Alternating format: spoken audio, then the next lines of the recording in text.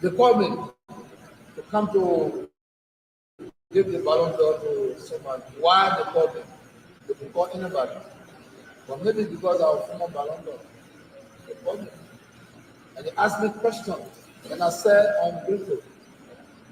I'm grateful because a poor boy from the ghetto went to Europe and came back representing Africa. Not just Liberia, Africa.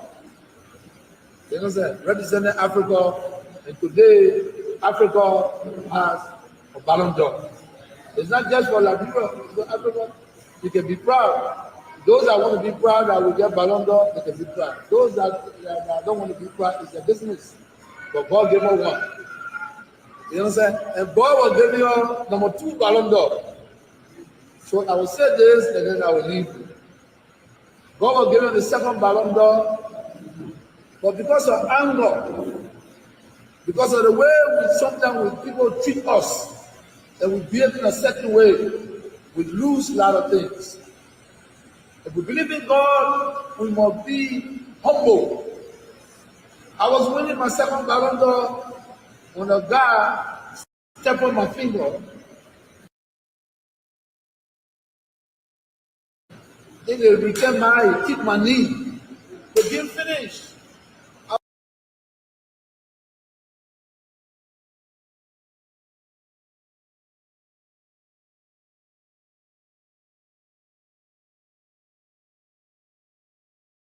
I was winning Ballon d'Or. I got angry in the dressing ground and bought him. And they stripped the Ballon d'Or from me. But you see, if you continue to trust God, then you cannot be angry. So I learned a lesson not to be angry anymore. That's why I did not get my 2nd Ballon d'Or. So today, I'm still carrying that teaching. You may be angry, thank you, sir, go. And that's why you saw in our election. We were all angry, but we have to have resolve. If I have resolve at that time, Africa get 2 Ballon d'Or, maybe the 3rd one. So God is the ultimate. Pray to God for yourself. Listen to the pastor, use the teaching to elevate your life. Nothing can help you besides God. Talisman will not help you. Baba Wade will not help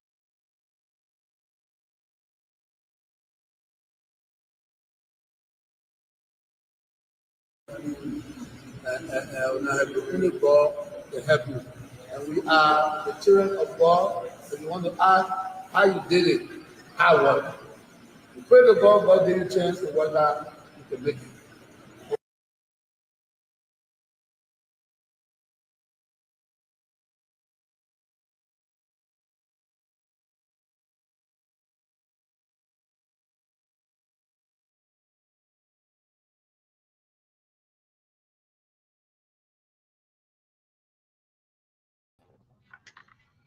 All right, so welcome to the midweek edition of Closing Argument here on Truth FM 96.1. The time check on the clock, it is exactly 26 minutes up to 10 o'clock.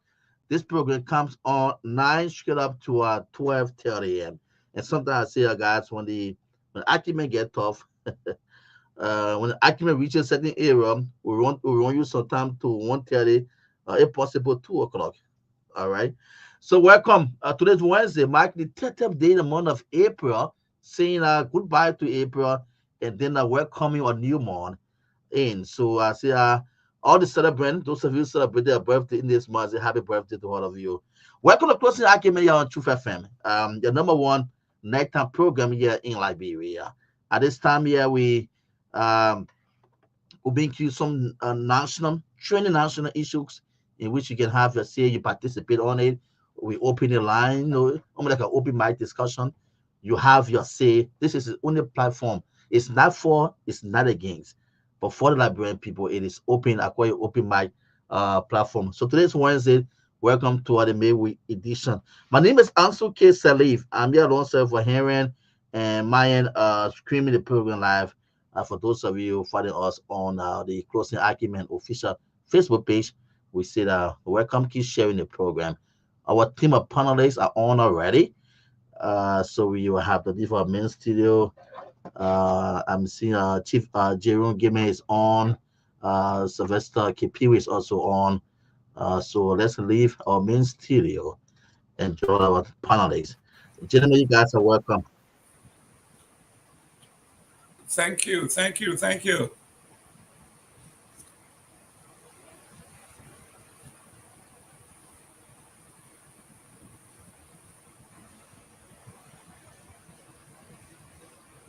Yeah, you boys go ahead. Sylvester, are you getting me? Yeah. Loud and clear. Yeah, you can go ahead. Thank you, Chief. Thank you for how's Monrovia today? I see you. When I see your face, I know that the city is quiet. You go to when I see your face, I know that everything on course. And I see Heron at the back there in the studio, relaxing on your phone. Yeah, Making yeah. some strategic connection and other things. Heron, you the man, you relaxing at The the man, back. the man's face booking. Yeah. That's a new word. Okay. But it's a it's a it's a very good time to be on the show. I wasn't on yesterday actually. I took some time off, but it's a good Oh, time yeah. being here and following most of the major development unfolding in the city. And but also before we can kick this process moving, can you just update us as to the major development from your news and the major happenings today in Monrovia, the news in the country? So far, I've been following on the current demolition exercise that is ongoing around time, like the Bourgeois Island, Bell, the Lokita Inn, and also the SKD complex behind the SKD complex. The resident, is at the overhead bridge. So they're trying to clear the hot six from around the SKD sports complex as far as the Bodo Vai. All right. But the only, I don't know what is misunderstanding or the conflicting part in which the feedback we're getting is that residents are saying, the government informed some of them in 6 days, 6 days, they were informed in 6 days time to vacate from the area. Yeah, so where exactly government, maybe wanted them or wanted to find place in 6 days time when someone have the children in school already, waiting for school to close. Then you must vacate the area, get a new location. And the 6 days, just in the 6 days time, government started the demolition already. So it was at about Rick Monroe with the guys from the Ministry of Public Work and Resident, like the feedback from them, it wasn't good at all. But that's just why for me I've been fighting out today until later on this hearing when this EPS communication spark up on the social media. That's the next information which has taken the entire time now on the for now the Executive Protection Service, the EPX. We join EPS securities officers for now the former VP. It's possible the former president, President we are. So They that withdrew or information. threatening to do so, right? Yeah, yeah, Okay. yeah.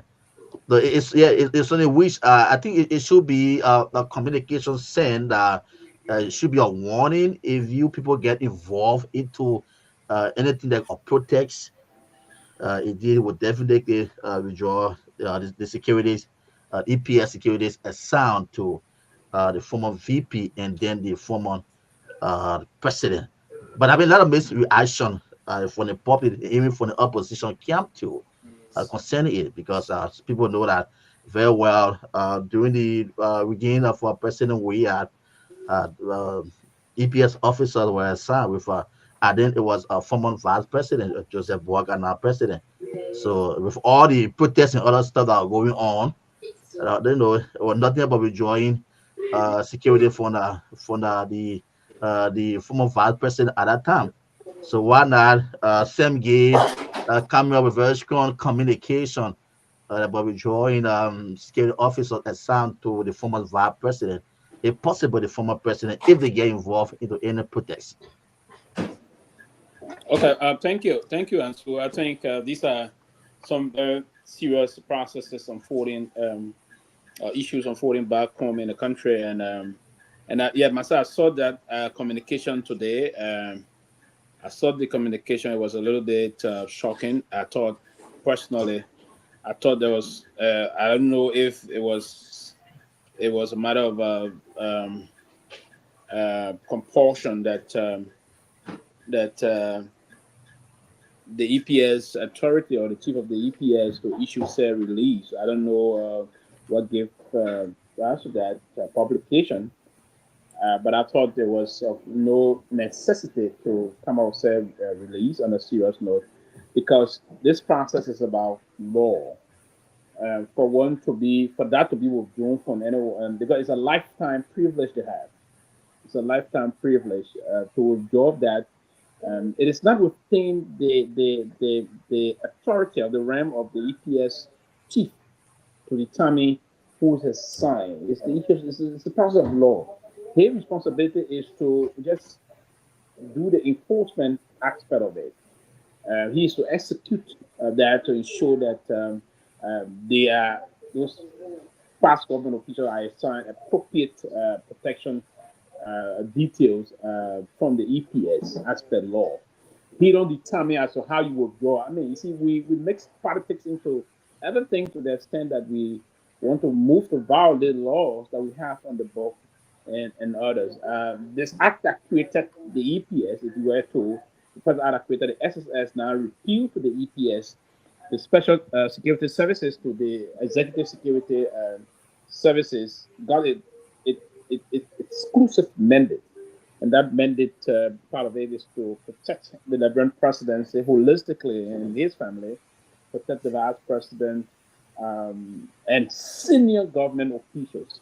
The senior government official will include the speaker, the president pro tempore, the minister of foreign affairs, the minister of justice, and other government officials that will, from the determination basically now of the president, that will determine as to who can also, other private citizens can also get EPS protection. They are the instructions of they are the BS of the president. That can happen. But this statutory, and these are all people that you can withdraw EPS protection from. But the former president, the former vice president, they are entitled to those privileges while they are alive. It's a lifetime privilege they have. The fact they serve as president and former president and vice president. To withdraw that opportunity for them or that privilege from them, it will require judicial intervention. You have to be condemned, and you have to. I don't even see that possibility. I'm wrong in there, right? I don't know if in some cases where it's okay, the only way you're going to jail now, then yeah, maybe will it be us protecting you? That's a lifetime privilege that they enjoy. So for the EPS to basically come up today and issue those kind of a warning, it's actually concerning to me. And no politician in this, it's quite unfortunate. I don't think they should have done that. there are ways that you send those things because it's an entitlement, right? It's just like telling a Liberian citizen I got the right to express his grievances or express freedom of expression.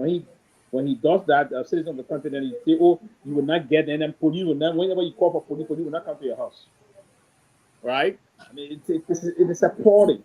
I think it's quite important, but we will be jumping into other discussion. But Gamer, let's get your opening thoughts on that process today. The EPA. Before we can get your thoughts, Gamer, let me just see this quickly. It says here. It says, I think this is the communication. So you guys got a letter in studio there? You can put it up. Yeah, let me see. I just came across it.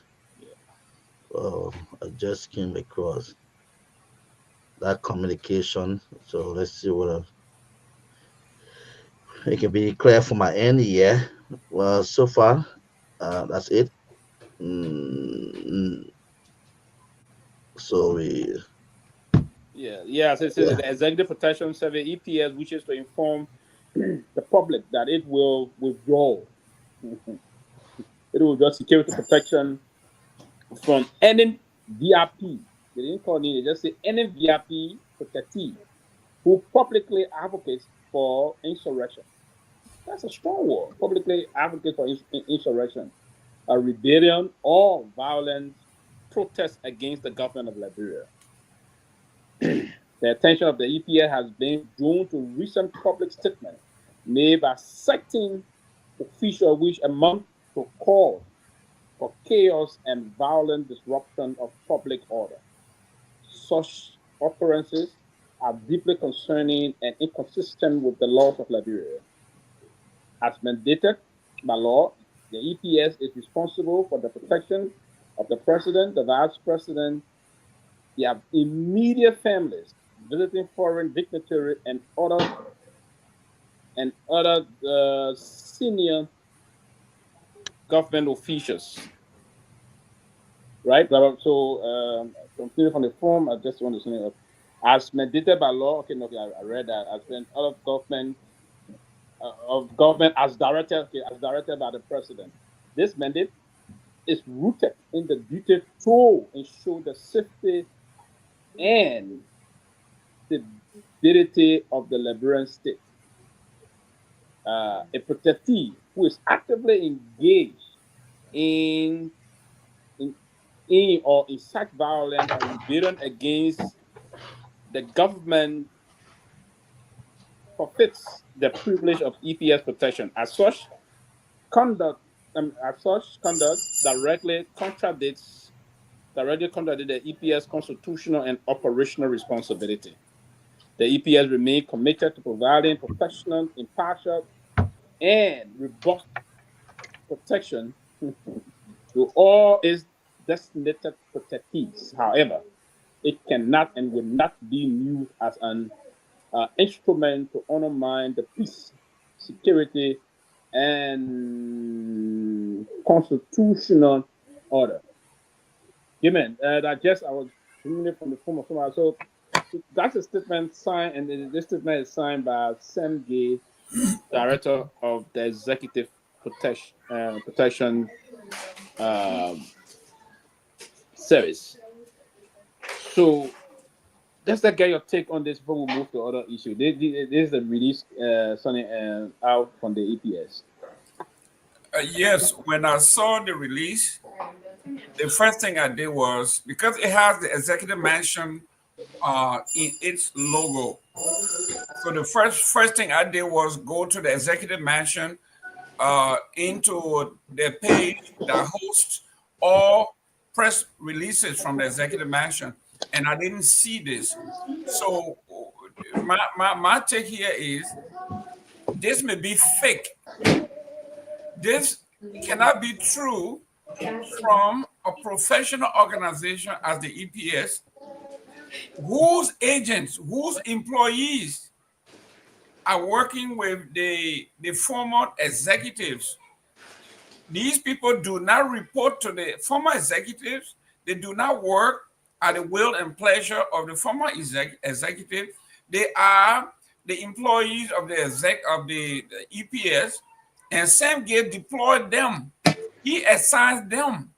So how could this be possible that my employees that are destined, that are assigned, that work directly for me, how can their action be something that would be, in fact, if there was anything that was wrong, if they misbehaved, it would be at the behest of the EPS, because they work and report directly to the EPS director. They are employees of the EPS.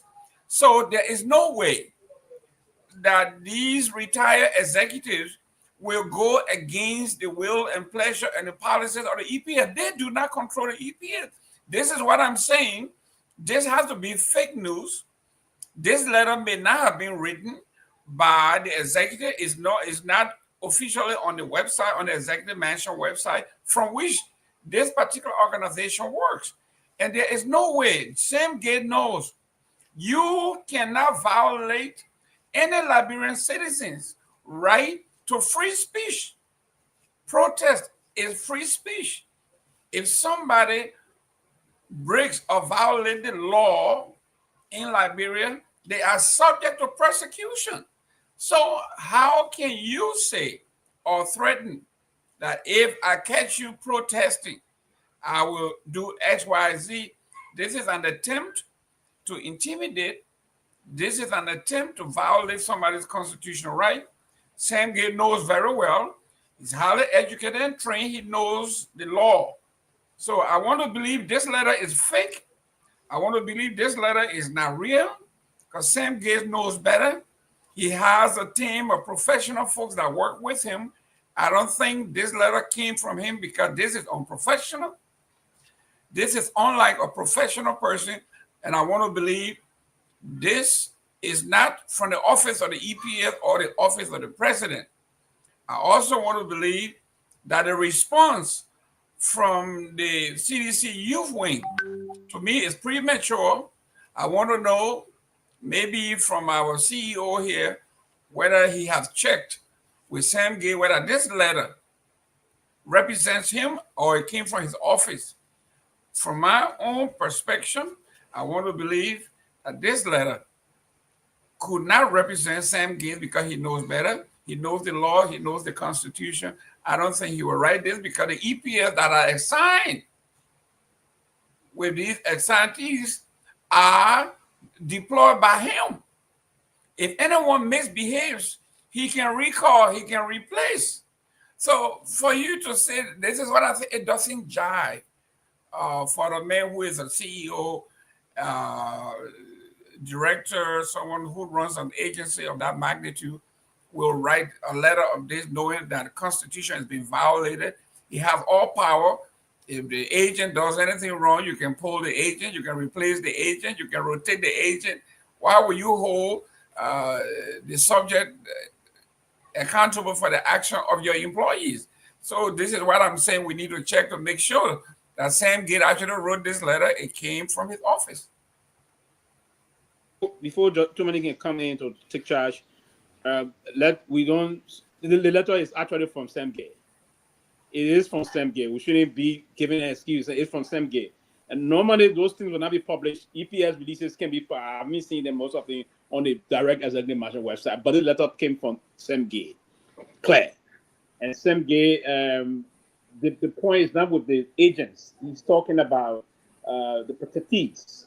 For instance, the former vice president, she was in the meeting, the opposition meeting statement, they particularly trying to hit on the statement she made, right? So this is targeted at home, particularly. That's what they try to do here, right? And again, this is just a freedom of expression. She was expressing herself. She had the Constitution of our country quickly, and that's what she said. So this got no right whatsoever. And Sam Gay does not, as head of the EPS, does not have the right to say he can even withdraw. He cannot withdraw. It's a legal. It's just like maybe on our side, our law, our country, we don't respect the law when it comes to those things. But he cannot.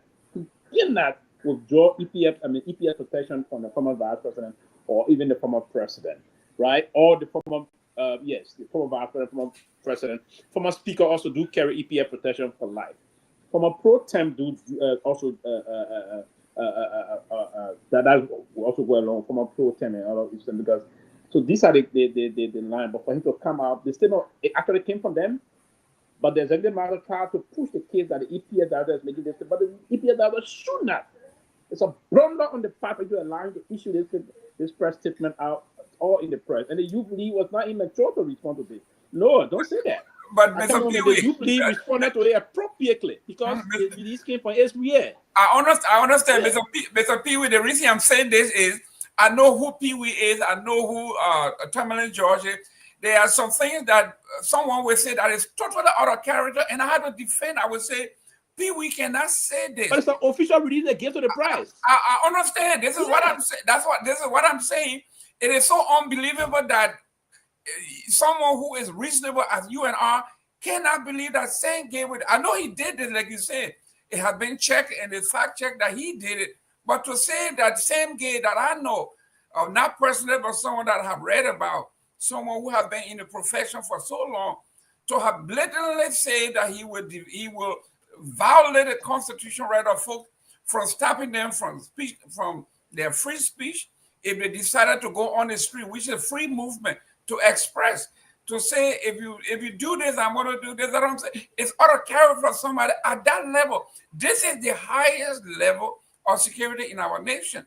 For him to have said that, or for the letter to say, he said, I wouldn't want to believe it, and I may sound sarcastic, but I would like to give him the benefit of the doubt that, listen, this is not the same gay that we know. This is not, but like you say, in Liberia, anything is possible. No, man, but I don't think by doing that, you're doing justice to the show. You say getting, what kind of benefit die getting when the man get all released? Somebody take over the show, please. Yeah, what benefit die getting when he put Can I come in, please? Somebody take charge, please. Yeah, I just want to come in quick. Yeah, go ahead. Okay, good evening, everybody. So, like, I've been following the show for the past few days. Just been busy with school, but tomorrow is holiday on my end, so I just decided to come on today to, kind of, share some perspective. But look, and thank you, Sylvester, for making that clarity. That statement came from Sam Gay, and Sam Gay and some leaders of the CDC been going back and forth. Akaros Gray, Eugene Nambe, and some other people, simply because of him threatening, opposition leaders and, being very, very unprofessional. And so for Jerome to say the same Gay that I know, can put this release out. In fact, the first place this release appeared on was the executive marshal page. And the caption there was, for your information. That's what they posted there on the executive marshal page. And so for you to come and say, look, Jerome, you're big brother, and I know you've been around Liberian politics. And so for you to just come and be defending those people, look, there are people who, when they are not in government, you see them to be professional people.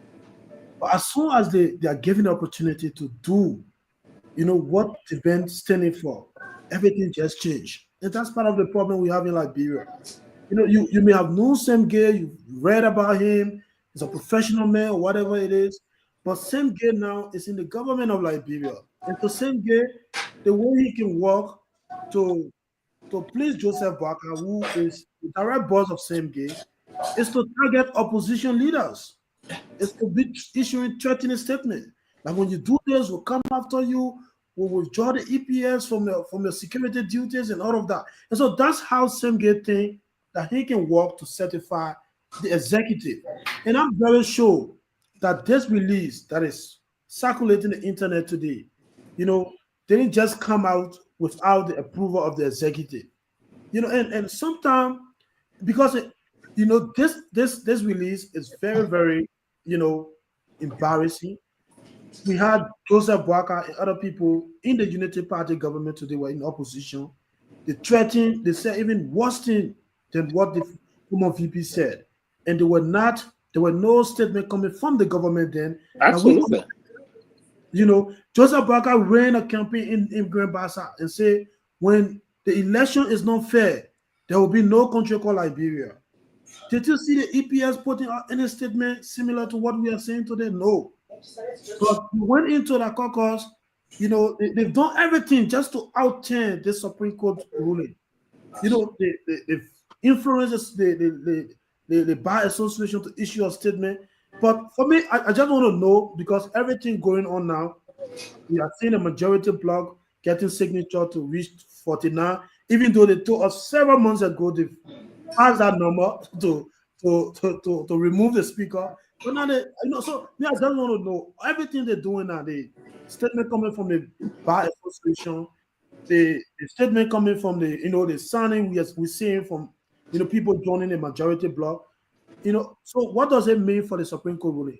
Does those different actions in a way affect the Supreme Court ruling? For me, I just want to know. Because as far as I'm concerned, most Liberians are concerned, the Supreme Court is the highest court in the country. So once they make us ruling, the ruling should be accepted, and everyone, especially for the president, who took an oath to defend this country. And for me, I think they are seeing the opposition silence to be something that they can just rile to intimidate people. Remember that a few days ago, the police did a patrol in over there. They said, I don't know what they were trying to do, putting Siri on, trying to intimidate people. But we passed that. No matter what they do, the same game, man, and the rest of the people, they cannot intimidate people. We've passed that a long time ago. We will speak out, and the president, the government of Liberia, we have to respect the Supreme Court ruling. Even if they take Jesus Christ to come back to life today, that Supreme Court ruling will have to be respected, no matter what they do. And so, yes, that statement is from same gate. There is no need to justify it. Say you've been knowing ever saying he's a professional man, but that's Liberia again, Jerome. People you know that they stand for something. Look, I will just give you a simple example before I close on. Recently, when the Supreme Court ruling came up, people were complaining about that. Mo Ali, somebody posted on Facebook and say, when the government continue to ignore the Supreme Court, it's going to scare investors away. Do you know what Mo Ali said? Say that the investor needs to stay away. Because for him, he don't care. For him, have a job now that pays him thousands of dollars at the end of the month. And so Mo Ali don't care if investor come to Liberia. So these are people who champion the cause yesterday in opposition. Today they have an opportunity. They are telling them that brain people say, let investors stay away, we don't care. But we'll do what we can do to keep ourselves, or to do the things that we want to do, because we have an opportunity to sell. And so that same guy, Jerome, so I don't want you to say he's a professional man. The man been threatening people, since he took that office. He and Eugene Nambe been going back and forth, Akaras Gray, and even Jefferson Koji and other people. And this is very sad. This is really, really sad. So thank you so much. You can take off on here. This is the same gate that recklessly threatened Pepsi Yeke for no reason, absolutely. No reason whatsoever. He's not a professional person. I don't know him to be. I think he's one of those reckless elements that don't follow basic regimentation, period. But too many, you can take over. Yes, the guys, thanks, man. Good to see Mr. Gibbon back, the Vice President for Administration for this opposition citizen movement, right? Yeah, for change. For change, USA. Good to see the Honorable VP back, and also he's a CEO in his own right too. Man, I've been in the politics for some time. Yeah, the man's a veteran. So, good to see him back, and good to see everyone. But quickly, let me just confirm that. Let me just confirm first concerning the news being going around today. I just got one from it. It's confirmed. This one, the issue about the speaker, the issue about the speaker about. Okay. The issue about the speaker agreeing to step down from his position for $3 million agreement, that's not true. And about the amount in disbursing installment, that's not true. And that President Weah and representability was present for a negotiation, that's not true. But yes, what is true? Yeah, what is true? This is what is true. They have agreed to start paying benefits to all the people that suspended today. No exceptions. That means even Including Representative Guar. always get a better. Including Guar. And then after that, they will sit down to talk. I repeat, Exactly. they have agreed to start paying benefits today to everybody. Before you continue, when you open up something, before you continue, just quick question on that. Will the payment be a lump sum retroactive payment? That I don't know. We have to find out. We'll find out that one. But what I do know is that they have agreed to start paying benefits today. No exceptions. Okay. After that, they will sit down and start talking. Okay. That's what I got. Now, I can call my uncle Diego. You got plenty of money now. Yeah, I can call my uncle. on the issue about the EPS, it is true. It came from Director Gay. I just spoke to him, and he said by law, the EPS is mandated to protect the president, the vice president, their families, and foreign dignitaries. That's correct. He said, by the discretion of the president, the EPS is assigned to other senior officials based on threat assessment, but it is not by law. No. Okay, the EPS. No, the EPS. Go back to the act that created the EPS, and you need to talk to him. Those that were based on the president's discretion would be other government officials, not elected past officials. Go back to the act. The elected past official will be the former president, the former vice president, former speaker, and former president pro tempore of the Liberian Senate. These four officials, they have lifetime protection from the EPS. Lifetime protection from the EPS. I don't know even in the act if they're even convicted if they are convicted. I don't know if they will know. They have lifetime protection from the EPS. Lifetime. So he needed to be a little explicit and go more. You see, sometimes the guys do these things and they want to capture on some issue that people are not researching or reading. I agree that the president can even determine if money is coming to Liberia tomorrow, or too many are getting information. My intelligence also telling me that too many will be in Liberia in the next 60 days, anytime between 9 and 60 days. Now the president will say, okay, Mr. Director, please provide EPA protection. The president can do that assessment. Only the president can do that. But for like the current president enjoyed this very EPA protection to many. For the time he left office 2018, January 16, if not, you will. He enjoyed the same. So Mr. Gay will have to convince us, I stand to be corrected here. He have to convince us if this process, he can kind of publish the act creating the EPS. The same act that created the SSS is the act that will repeal. Minister Lee said she didn't like the name because the SSS reminded her of dark days. That was the main reason why the nomenclature got changed. Because Madam Sadi didn't like the name. She said the SSS did some terrible things then, right? So she said, hey, we needed to change the nomenclature. So they just put in an act to repeal it and change the nomenclature and change some things in there. But the law is on the book. So for him to come out in his statement, I read the letter itself, the release itself, the way they structure it, I agree that, yeah, they should protect all those government officials he mentioned. But to come out and say you will withdraw, it's not within his right to withdraw those security people from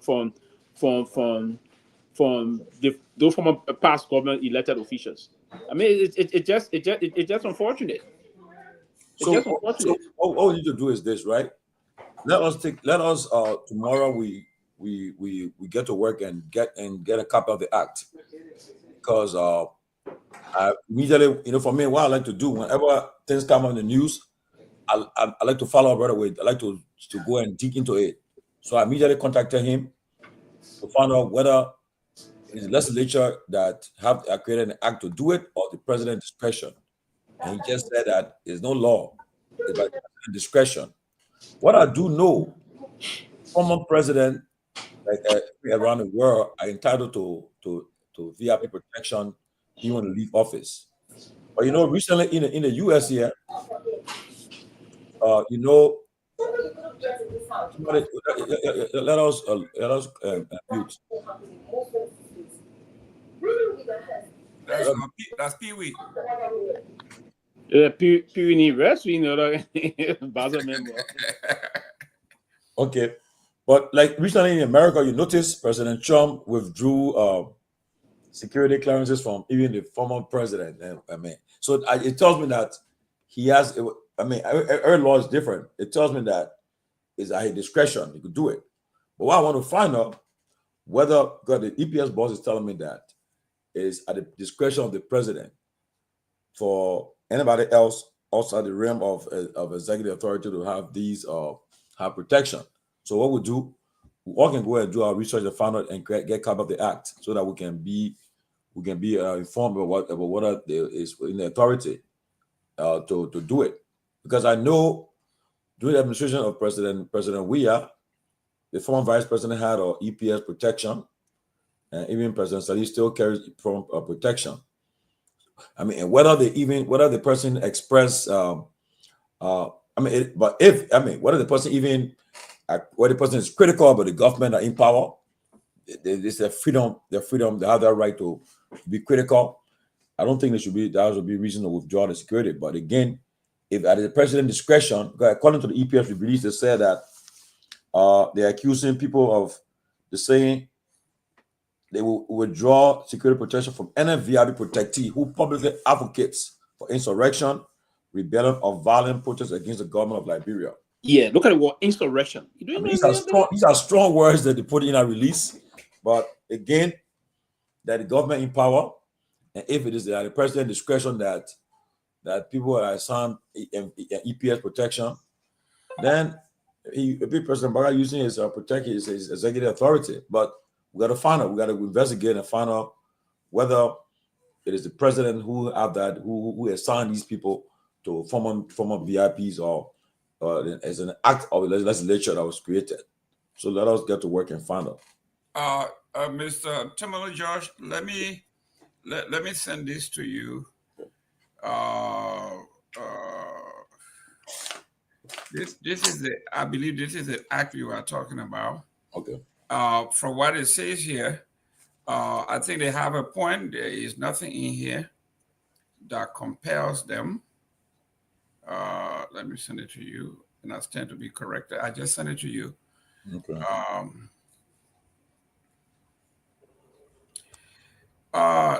It says here there's nothing. I mean, I'm reading it. Even the fact checker came out.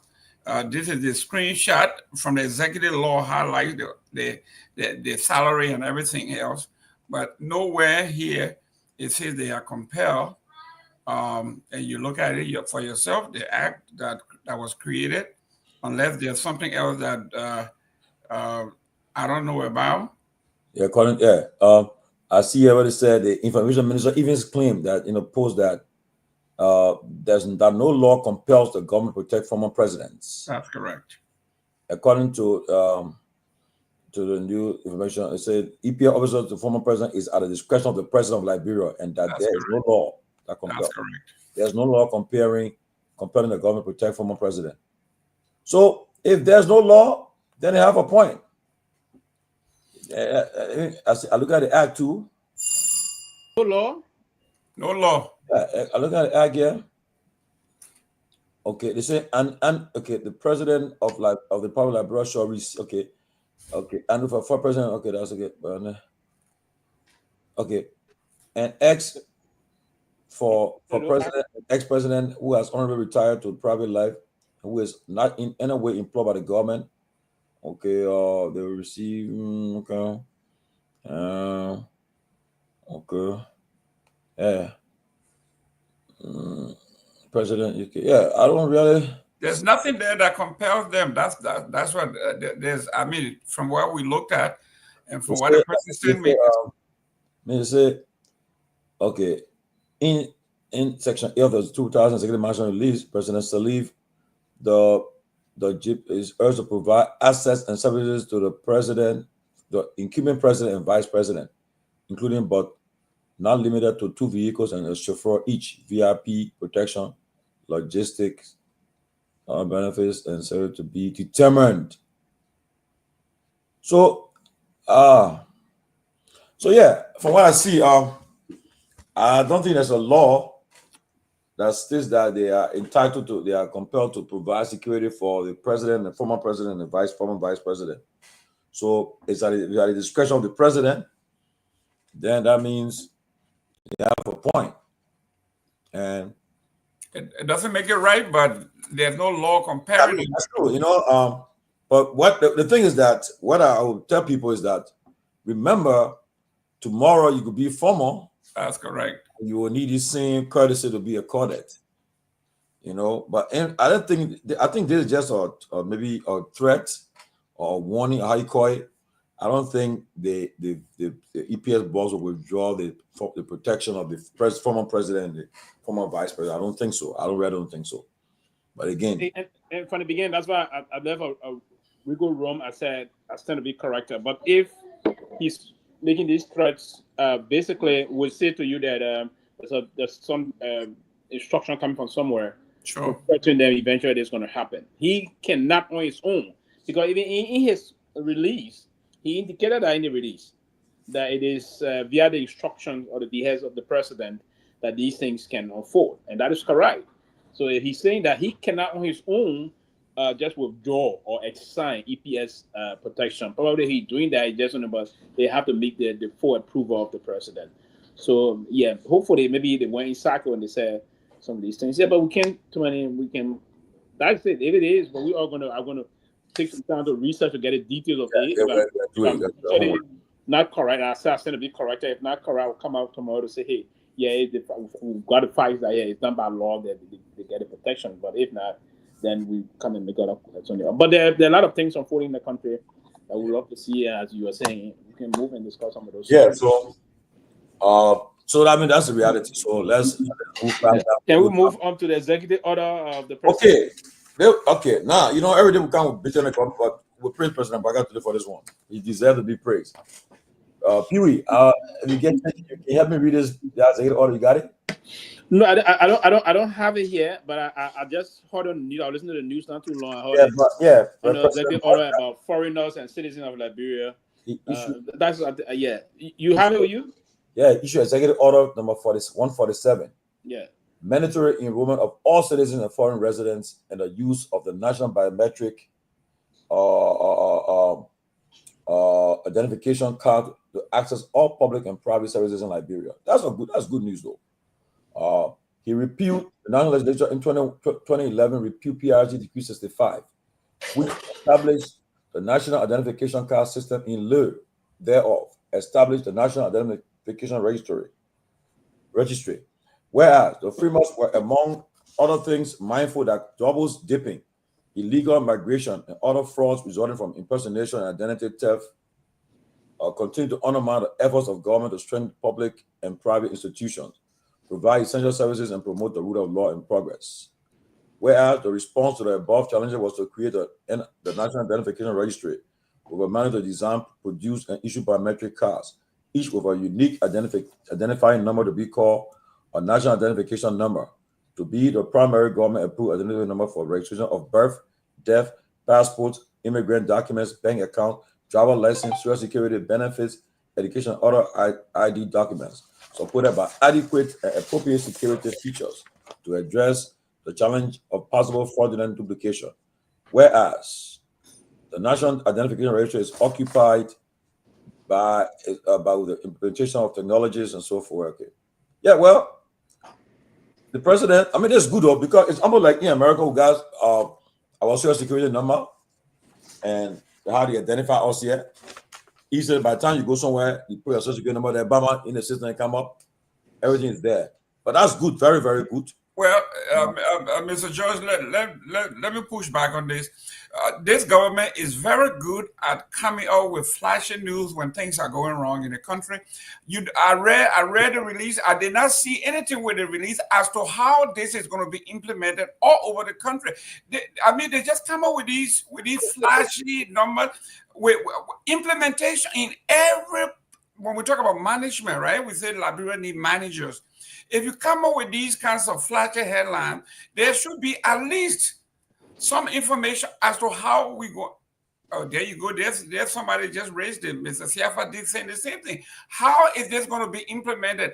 This president had issued lots of decrees or whatever you want to call them, executive orders, without the corresponding implementation policy, how would it be done? Like you came out and said, we have the arrest agenda, okay? Everybody running around with arrest. Then when you ask, what is this arrest agenda? Nobody can tell you what it stands for. They say road, okay, how you going to build a road? How you going to fund the road? Agriculture, how you going to do this? Arrest, I mean, you just go on. So it's always flashy with no corresponding implementation strategy. So yes, a day where the EPS and the president getting a black eye, it is good to change the topic and put something like this up. But then when you push back and say how, when, where, and who's going to do this, and then everybody stops in their track. I think for me, sometimes, and that's me. And sometimes we have to be nationalistic when necessary, and patriotic when necessary. And I'm one person that believes, even, and that's the kind of a way we should push with things. And I sincerely believe now we should commend the government on this one, and try to encourage them to do it more progressively across the country. But we do have a mechanism in place already. The National Identification Institution is there. There's a structure already there, was established, it's been operational. Yeah, but in that letter, he said he repealed that. That is repealed. Yeah, but repealing that, there's a structure on ground already. That's what I was saying to you. We do have a structure on ground. So how do we go to the county? The institution, they set a system already across the country. What they're going to do is going to be a part of a learning curve as to how they can fix it and make it more progressive and proactive, right? But this singular decision by the president is commendable, right? Not only commendable, but it's going to push the country. It's all national, not only Liberian. It's good. We off that process. We have not been having the thought process to think outside the box to do that with all national, what's 100%. The way that they're going to go about to do it now, we all can structurally move along, where we can proffer other suggestions to the government as to how they can move on to do it. But the first line we're going to do, for me, I will commend them on this one, commend the president's decision on this executive order, and push very well in a more respectful manner that they do more to help improve the system. It's better to introduce this kind of a thing. You don't have it yet. I listen to what Safa is saying, now, and Dick is right. How are they going to go about it? We do have a system in place. So quickly, I promise to not be going more than 2 minutes now talking quickly. So yeah, we have to bring some sanity. You go 5 minutes. No, I didn't go 5 minutes. Okay, you go 7. No, I didn't. Stop distracting me quickly. So what Dix is saying to end on Dix's issue is that we have a structure on ground already. They can just try to put more manpower, the human resources, and put some logistics in place that can effectuate it and make it more productive and more efficient and proactive. It's a good news for the country. Yeah, but Yeah, I don't. I'll come in as Siddiqui after me. I mean, just real quick. But the people said, but you know, people are always saying, he said, my man, they government half of you to president. But then you want president, then they can mess up. So people are always say, no, but too many quickly. I will praise and worship. And there's another praise I got also for the government. Now there's some things engagement I've been doing in my own. I've been trying to do some issue, preparing to give back home and other things. Our new community, I've been receiving calls from the community dwellers. We've been having consistent. But people can right? So I'll commend them on that also today. So today may be a very good day. I want to prove on this platform that I'm not subjective. No, I'm not subjective. But let me say reasonable. When it comes to commending, I commend. When it comes to condemning, for me, I condemn and profit. I try for to be that way. You know, look, on a serious note, right? You can be sentimental, no. The issue about the ID business, that's something we've been talking. So now we sit down, we're drinking, we're having fun, we're in Liberia, say, but the country, want to make who get no ID, said or check. Even you go, you know, how many persons were born today, how many persons, if you want to check somebody, say, even when you came in America, when they say bring your birth certificate, you won't know very well that birth certificate is sending here. The birth certificate that for me, I'll tell you this for me, it's a fact. That I was born, thank God that my parents born me in a very good place, Fireson Hospital. In Dusa Hospital? Oh yeah. I was born in Habel, in Fireson Hospital, in Dusa. I was born there. and I have birth certificate. I was born on March 16, 19 blank at 11:45 p.m. Yes. That's right. Yes. I was born 11:45 p.m. on a Monday. So you were born in the night. I was born in that on a Monday. March 15, 1975. But not last night. March 16 on March 16, 19 blank on a Monday, 11:45 p.m. And my mother was very young. She born me at the age of my mother was 19. She born me at the age of 19. So very young. Wow. Yeah, very young. She born me. So I had that. So I had my birth certificate. I don't go face him on her ministry. That's when the guy in America say, "My brother didn't go help me." But it is understandable from here onwards. So, we don't have a system that can get people. So the reality is that, and that's why you see here in America, whenever you go for TB test, you always come back positive, because in Liberia, those of us who took the BCG vaccine, yeah, but when we were born to get that vaccine, and that vaccine, by the time you do your test in America, it will come out positive. When you go read the reading, but when you go do the reading now, they know it's negative. Yes. So you'll say, oh yeah, you didn't get TB, but you all come out positive.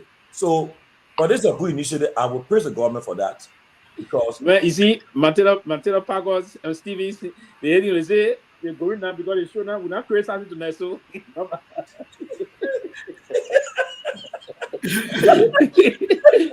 I come in. Interesting. Yeah, this show is not interesting tonight. Anything wicked boy got doing Liberia, you're like no, but level firing and look, Matela Stevie is our club on a serious note. Matela, we have to be objective sometimes. Yeah. You have to be objective. objective. This news that came up today is It's a chair. because It's a chairman. 1 minute, I come in here with me, right? 1 minute.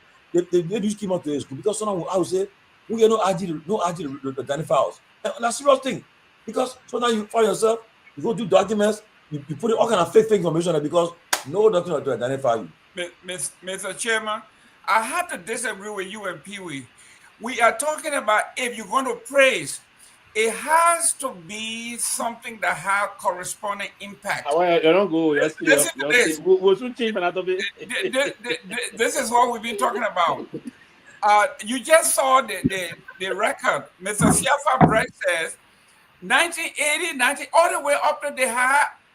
Why are you improving, but why repeal? Because you do not want the guy who came up with this in 1980, 1985 to get credit. So you repeat it and replace it with your own. Like Pewee is saying, the structure is already there. All we do is changing the nomenclature. That is fake. Yeah, but that is why. Give me. Yes. Let's get the person at least a bit of effort. No credit because I'm a manager. I love to see implementation. How do you implement this? When will this happen? How long will it take? Give me some timeline and the evaluation process.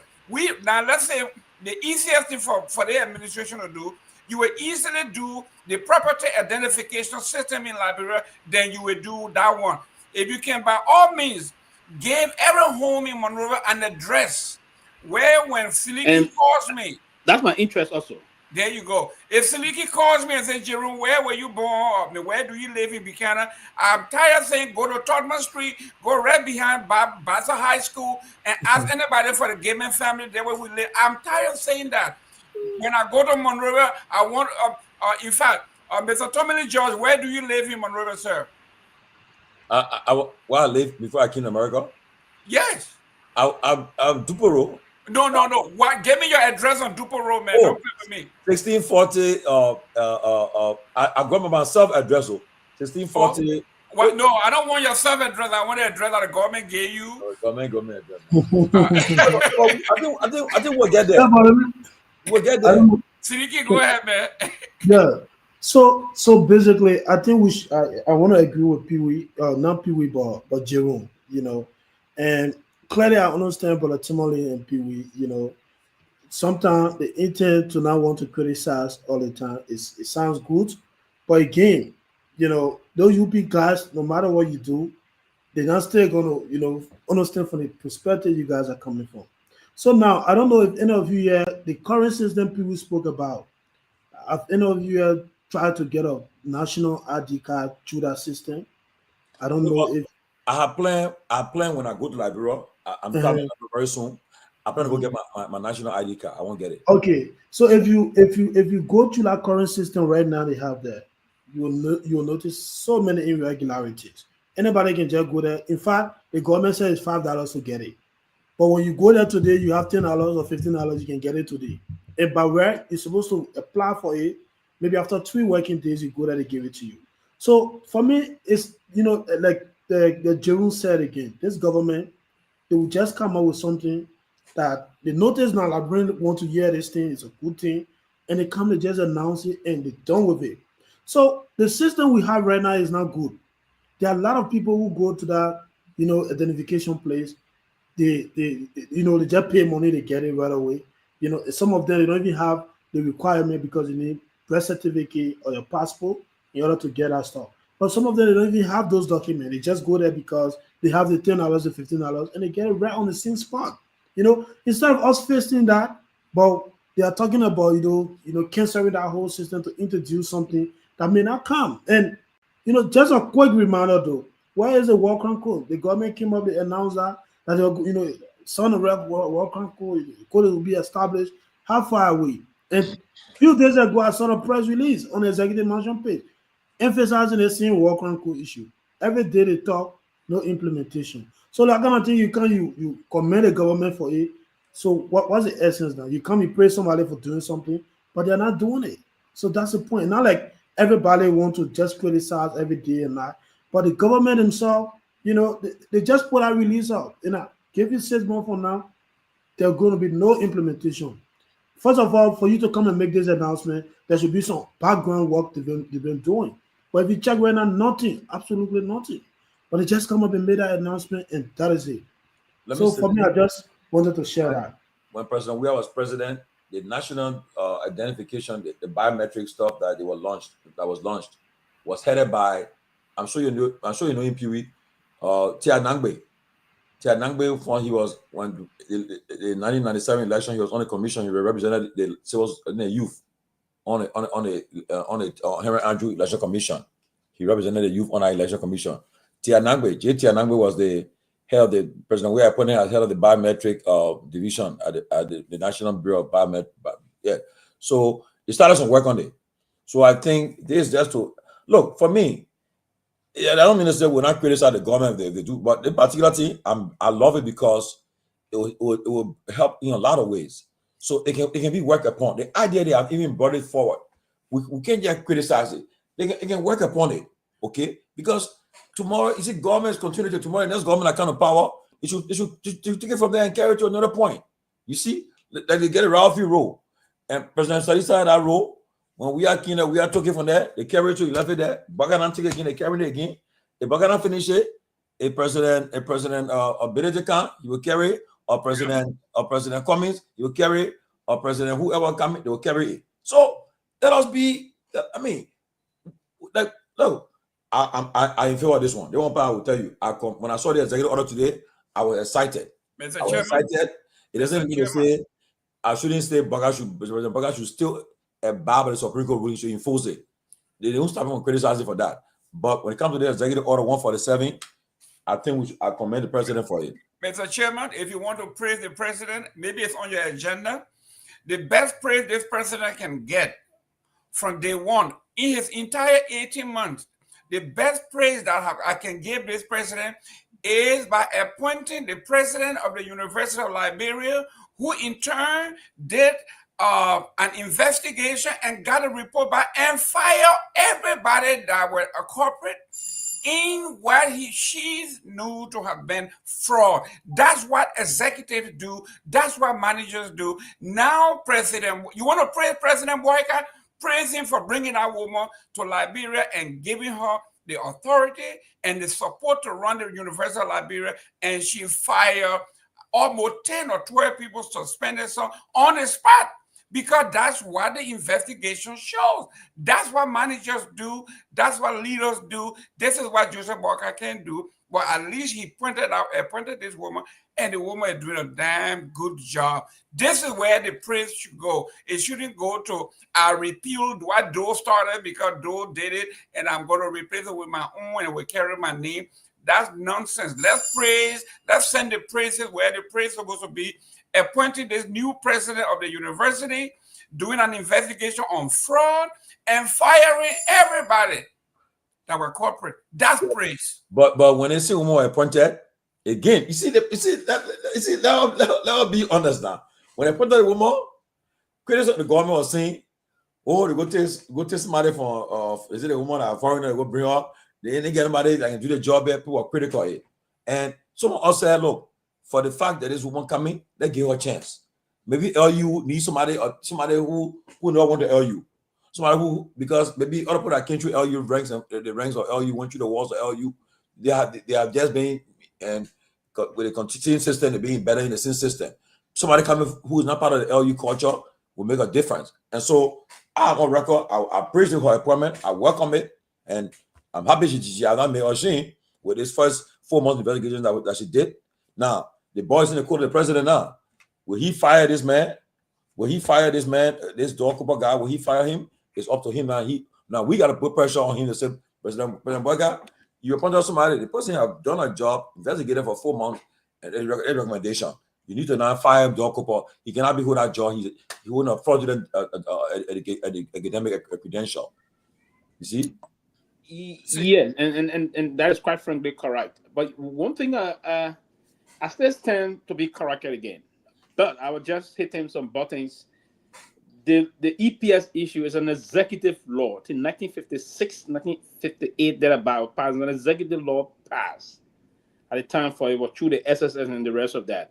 So I want to be proven wrong. If so, I will come in and say, hey, I'm wrong. But I've still sincerely believe it's an executive law of 1958, thereabout, that the EPS, those elected officials, as the Supreme Court, those on the Supreme Court, the Speaker, I'm sorry, the former president, former vice president, the Speaker, I think the Deputy Speaker, the pro tem, and that of so I still stand firmly by that. Yes, but Pewee, and I will stop on that moving on and get to the University of Liberia issue. Mr. Pewee, real quick, you know that executive orders has 1 year. 1 year, No, right? No. We have the executive now. It's not executive order. I didn't say executive order. It's the 1958 executive law. Yeah, but the 1972 executive law it is an act by legislature, out of legislature. Yes. Okay. Yes. Okay. 56, Can you bring it? I may be wrong. 56, 58. Can you bring it tomorrow? Executive, then I mean they have a duration. It was not an executive law issue because I agree with that. I'm not talking particularly about that, right? I'm focusing on the intent of the law. So the intentionality is what we try to focus on here. Yeah, but can you research that article and bring it tomorrow? It may not. I mean, it's a 1958 law, and our ACA system is not that very effective in retrieving documentation, right? So it wouldn't just be tomorrow. I will need a couple of days, if possible, a week to do that. Okay, right? Next Wednesday. That's it. What got homework to do? So what got homework to do? Myself. And one of the reasons why I want to call on this president, that's why I'm praising him or commending the government for this identification issue. A lot more thing we needed to do. I saw Nora saying on the face my Barkley and other thing. It's serious. I was just having the conversation with they're not making fun of. It's serious. I was just having the conversation with Nora got a home that she built in my Barkley, so I'm sure that I'll address that. Yes, I address on it. But I was just listen. You said self-address. We all have self-addresses, right? When I would do the public, the problem now, I don't know what I send a letter to that address. There you go. It won't go there, and so that's the problem. This is what I do now. We can hire. The contract can find them. When it's small, we can hire a team. The Ghanaian did it. Recent time I was in Accra when I left from Paris, arrived in Accra. I was going to visit a friend with some kind of address. The Uber key took us there. No, but you see, but gentlemen, on a serious note, I thought we would have capitalized on self. But that self thing was a very great help to the country. Yes, that mapping houses home. Every house was Zoom, was placing Zoom, and I thought, look. But the challenge is we build all in the alleyway. Yeah, but no. So if the hustle are structured that way, one thing I admire about this country called America. Why am I about the country? The people building system there. They don't play with the building. They don't play with it. Look, But you have to be approved. In those systems, if you sell on letter today, Siliki low. If you sell on letter, if you in Delaware, I sell on letter from Pennsylvania to you, you receive that letter tomorrow. Then it's in the call Amazon. If I buy something, I go online and buy something for you right now. It tell you say tomorrow morning they put it to your door, they will deliver it to you. I mean, the people are, oh man, the country that made number one country in the world. It's too advanced because the military system is very. That way you don't. It's a federal crime. You put somebody, even my daughter my children are still with me. My daughter's there. Even though they're still with me, right?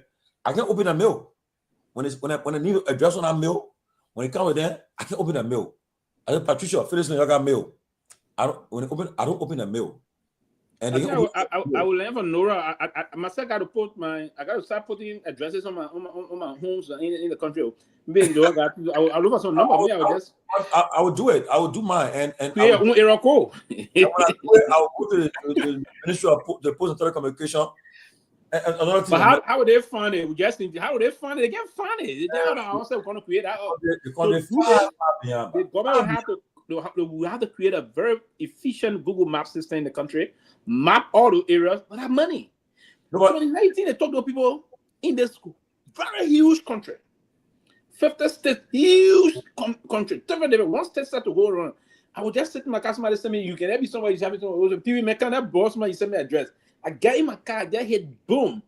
And even this time around the world, most of those vehicles that are doing that, you just start, as soon as you start your car, you just say, hey, Google, please take me to 25801.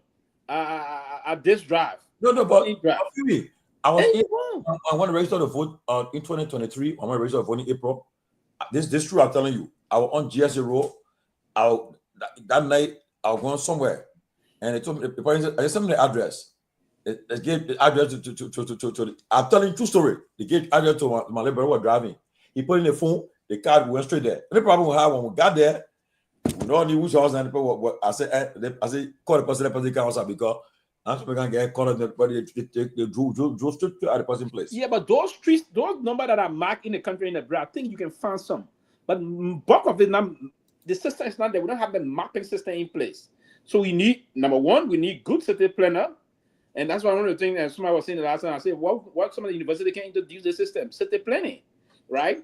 And other people come there, some people will do something in urbanization, in rural development, and all those things. All those things are very cardinal towards a country moving. We are a developing country. Pewee, you got your nephew Mike Jabate has that position as urban planner. Why don't you call Mike Jabate, your cousin, and give him all those ideas so he can implement it? I would love to do that, right? But I would love to do that. But is he? I mean, I'm not looking at him somehow. I would love to do that. That's a brilliant thought. I could approach him to do it, right? But in a time, maybe if I started from Ramai and said that to him, he said, "Man, want my job." So, but I just kidding. But it's important that we do that. The country is look. We need to remove ourselves from the doldrums of backwardness, right? And begin to set ourselves on the stage of forward march. Listen, I listened to a podcast from someone I believe to be my mentor, Dr. James Colley, yesterday. That podcast, I think we have to take some time and play part of it. That man, I've been telling you, I said, come. When I tell you to come. I said, I worked with the guy before. I worked with him when we started CDC. He was the first secretary general of CDC USA. We work very closely together. I know the guy. Colley is when they say somebody who is smart, I wanted the person there. I knew him from Zion Community College. I knew him from too. He's a complete 4-point student. Very smart guy. I know him very well. I listened to his view. His view yesterday on the 8. You want to do it? No, I think he believe on the view on the 8. Oh yeah. Play part of it and have that bit game on the show. So we listen to it. The perspective on that. He analyze it. You should look at what we have. For instance, the Roger rule. Send the African government started the thing since 2009. They go nowhere on the one thing. They restrict you.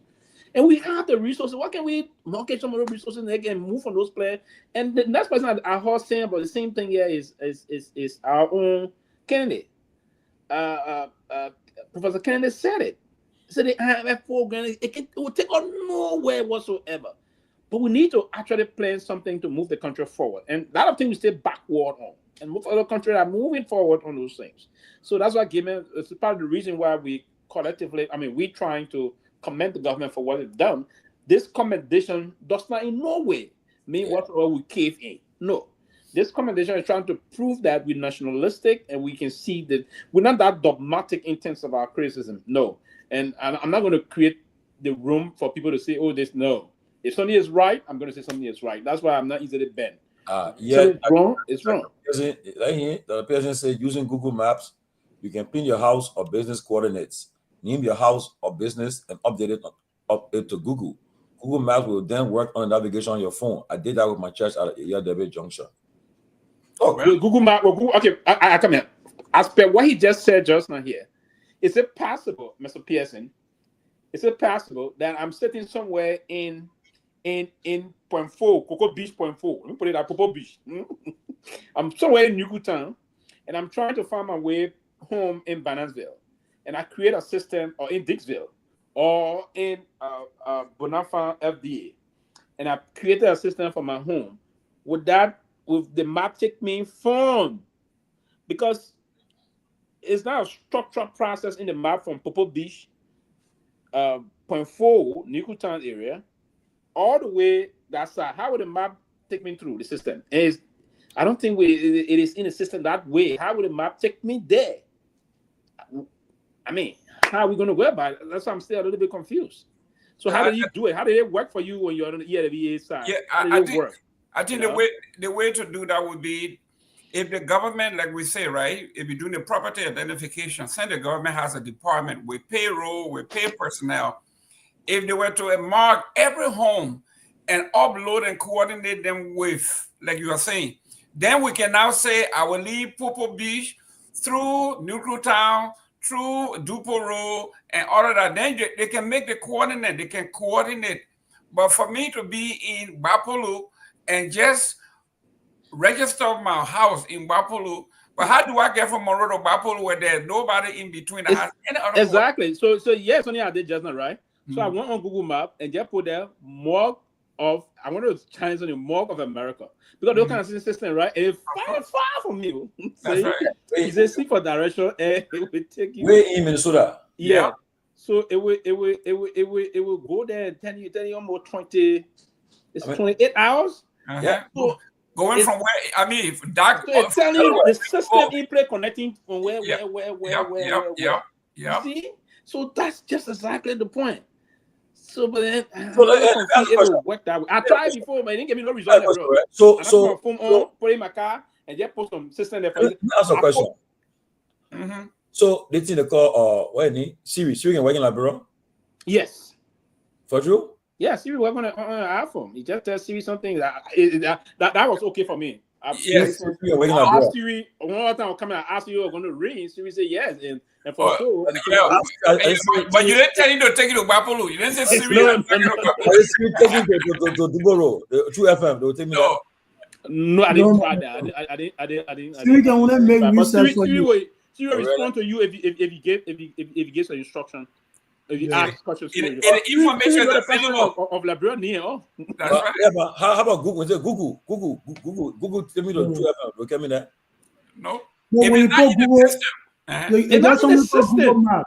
They got something called Google Map. When you put Duporo in Google Map, it will show you the direction. Okay. It will show you direction, but it will not tell you. It will not verbally direct you that we can do. Yeah, Sidiki, it will direct you. It will show you on map. Second here. It will tell you, say, Ben on this street. It will be telling you, go on this street. So I will be telling you, go to Kehleboe Road, go to Peabody. No. So what you do, it will be on the map. So it will be hitting the map up.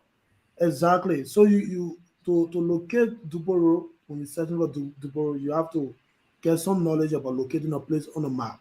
So all the locations will be there, the places that are around Duporo. Even the Truth FM area, you will see it on the Google map. You will see it. Then you have to. I'm saying the same thing. I did. Yeah, supposed to use it, but for me, it didn't work for me actually. Yeah, what we are saying here is it has to be in the system, right? For instance, if you went to Google Map now and look for the administration building downtown Buchanan, which we have tried, they will show you that way. But if you say, take me there, from Monrovia there, then you're going to have problems. No, where's the address? Let me try it. That's no address, yeah. No. No, but yeah, we learning something here today. Yeah, I took no address. I took Think it back. Okay. 2501. That's it. My Barclay. 2501. Yes. There's no doubt you can do that, but can you say take me from Buchanan to 24? They will tell you no.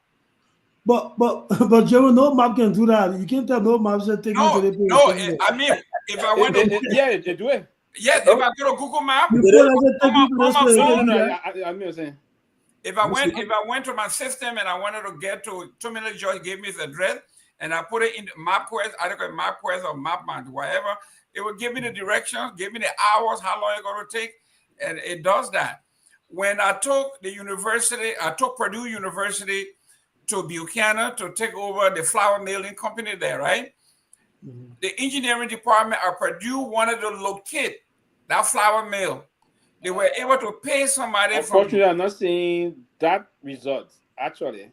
But listen, maybe I'm from here. Yeah, listen, it has to be uploaded. So to locate the flour mill in Bassa, Purdue University had to pay somebody from, I think, a surveyor in Liberia that does Google Map to go to a place they call the phone soap tree. And that soap tree 2501 Barclay Street, Baltimore. So that's how it is. But yes, gentlemen, Mr. Chief, what's on the agenda for today? Yeah. Okay, let me. But you see, the guy here, Man Barclay, Miss, you see, Man Barclay. Let me see, Baka. But put that Liberia, West Africa. You put it there when you put in that address. But that guy here, Man Barclay, Liberia, or the guy. But that's right. But anyway, let me progress. The next, okay, while we're talking about they get Man Barclay, they not get out 21. They get Man Barclay, then they get Kakata, something that they get Magibi, Zotan. Zotan is around Jigotan area. They get Zotan. Yeah, you see, Anthony Gay working Liberia, Be Thankful, Addison working Liberia, Celebration Cleaner working Liberia. So Google, thank you. At least we'll use Google in Liberia this time. But Anthony working Liberia, yeah, that's true. So we'll make progress. Let me progress. But look, let's talk about the LU something quickly before we move on. The University of Liberia stood yesterday. The president of the University of Liberia, she quickly, let's discuss it quickly. What we not discussed yesterday. Okay, yeah. They following to her investigation into alleged economic fraud, University of Liberia dismisses 8 employees and suspended 1 with immediate effect. Yes, you know, that has been a problem. In fact, I think next week we'll have you on the show, Professor. What the guy name? Professor. What the guy name, man? What the guy? What the guy name, man? Pewee. Tenney? Dr. Tenney? Yeah, he'll be in the show next week. So I know that our horse got his Honda powder packing for him. Man, why are you messing with the woman, man? Oh, no, but it proves only positive. Not messing. No, actually, I saw that scene too. They came out. It's in my backyard. That's what I'm saying. It's here. No, I got here from the search. I saw the scene too. Whether it's accurate because I've seen this. Nora, your house got car parking because I saw that very picture you saw when I did it. Yeah, I was asking if that's it. Then I she right. I saw it too. Yeah, but anyway, maybe Nora will tell it on. Yeah, so I mean, yeah, I seen something at Moserado. Yeah, so okay. Yeah, go ahead. I've been on. He always on his podcast talking about the fraud. He says you have a black on there. Okay. She have a black on there. But Professor Tenney have been zero ton. Oh, all the time in there around one back there. Yeah. So he have been talking about the academic fraud in LU. People been graduating with all completing the required courses and graduating. A lot of fraud been taking place. He been talking about it, but now this president, she have come to take seize of it. She launched an investigation that lasted for 4.5 months, and based on recommendations, she acted yesterday. So we just want to discuss it quickly. Then go around the room and Siddiqui, what are your thoughts about? You got 3 minutes, Siddiqui. What are your thoughts about this LU stuff? Yeah, I think the new president, she's trying her best, to kind of investigate and not just doing it in a Liberian way where you will say, oh, we're investigating and then it just stay on a carpet. Nobody know what the outcome is. To see people being expelled, being suspended is something that that I actually appreciate. But again, the guy who is a doer, where many people are being expelled or suspended for, which is Doug Cooper, that guy still holds his position. And now I think the president will have to act, to to suspend him or dismiss him. The fact that the UL was able to initiate an investigation, and people were got into the other. Yes, indeed, there was a fraud that took place. So yeah, this is something that we should commend, and I think it's a good step, to assuring the public that UL can actually be a credible institution, because there are a lot of issues going on in UL that we have. I have relatives attending UL, I have friends. Some of them they go to school the whole semester, and you have other people who don't go to school. By the end of the semester, someone who sits home, don't attend classes, the person gets grades. And then the person who been going to school, they take the person grade and give it to someone who been sitting home. So these are different issues, and all this happened because maybe the guy who been sitting and get some money, and will come and give some of the guys who work in the IT department or whatever it is, and give them some money, and then they will be able to exchange those things. So I think this is a clear warning that whatsoever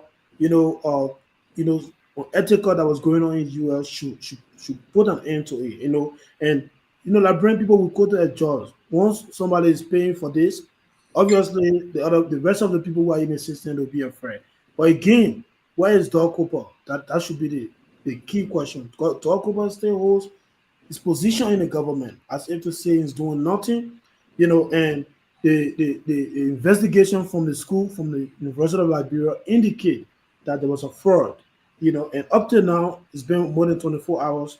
We've not heard from the executive, and this is just unfortunate. And I hope, let's see from now to, 72 hours time, let's see if they're going to take an action against Doug Cooper.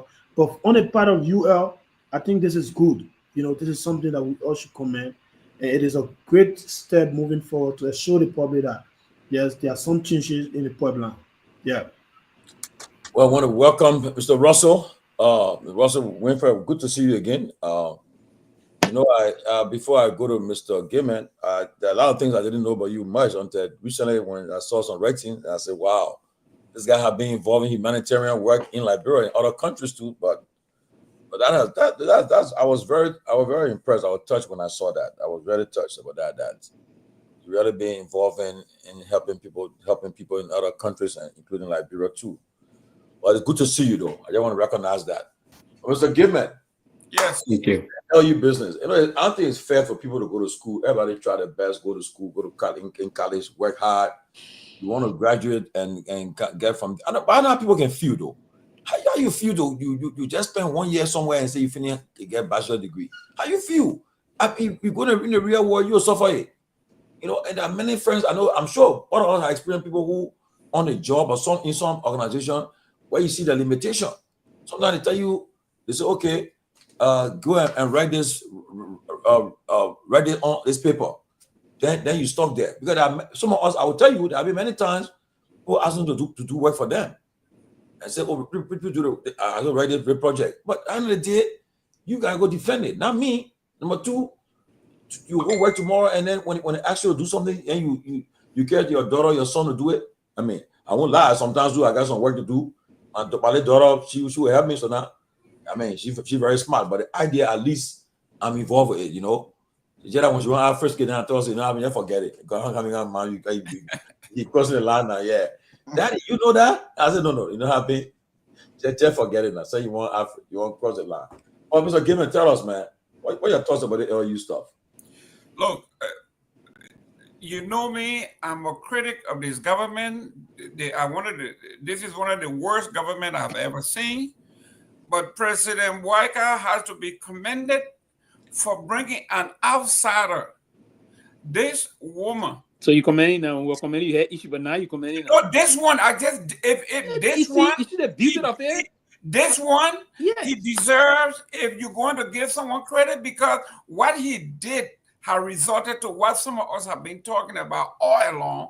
And finally, this is how investigations are done. And this is how you act when the committee have done everything. And we talk about including due process. And they come up with the finding that these people need to be fired. There is no if or ends. This is legit. These people have to go. The subject of this matter, in fact, they named this particular investigation the Dog Corporate investigation, right? Now, if you are a fraudster and you are so bad that they name an investigation after you, the Dog Corporate incident report, okay? It was based on this that they impaneled this investigation. And the investigation came back and said the implicated units include the Department of Public Administration, the Office of Enrollment Services, the Office of Information Technology. Those dismissed are Mr. Arthur B. Sharp, Chairman, Public Administration Department, Mr. Thorsten Lewis, Instructor and Clearing Officer, Department of Public Administration, Mr. Gofa Eswa, Coordinator and Teaching Assistant, Dean's Representative on the Clearing Team, Public Administration Department, and Mr. Ara Ramsey Darameni, Deputy Registrar, Office of Enrollment Services.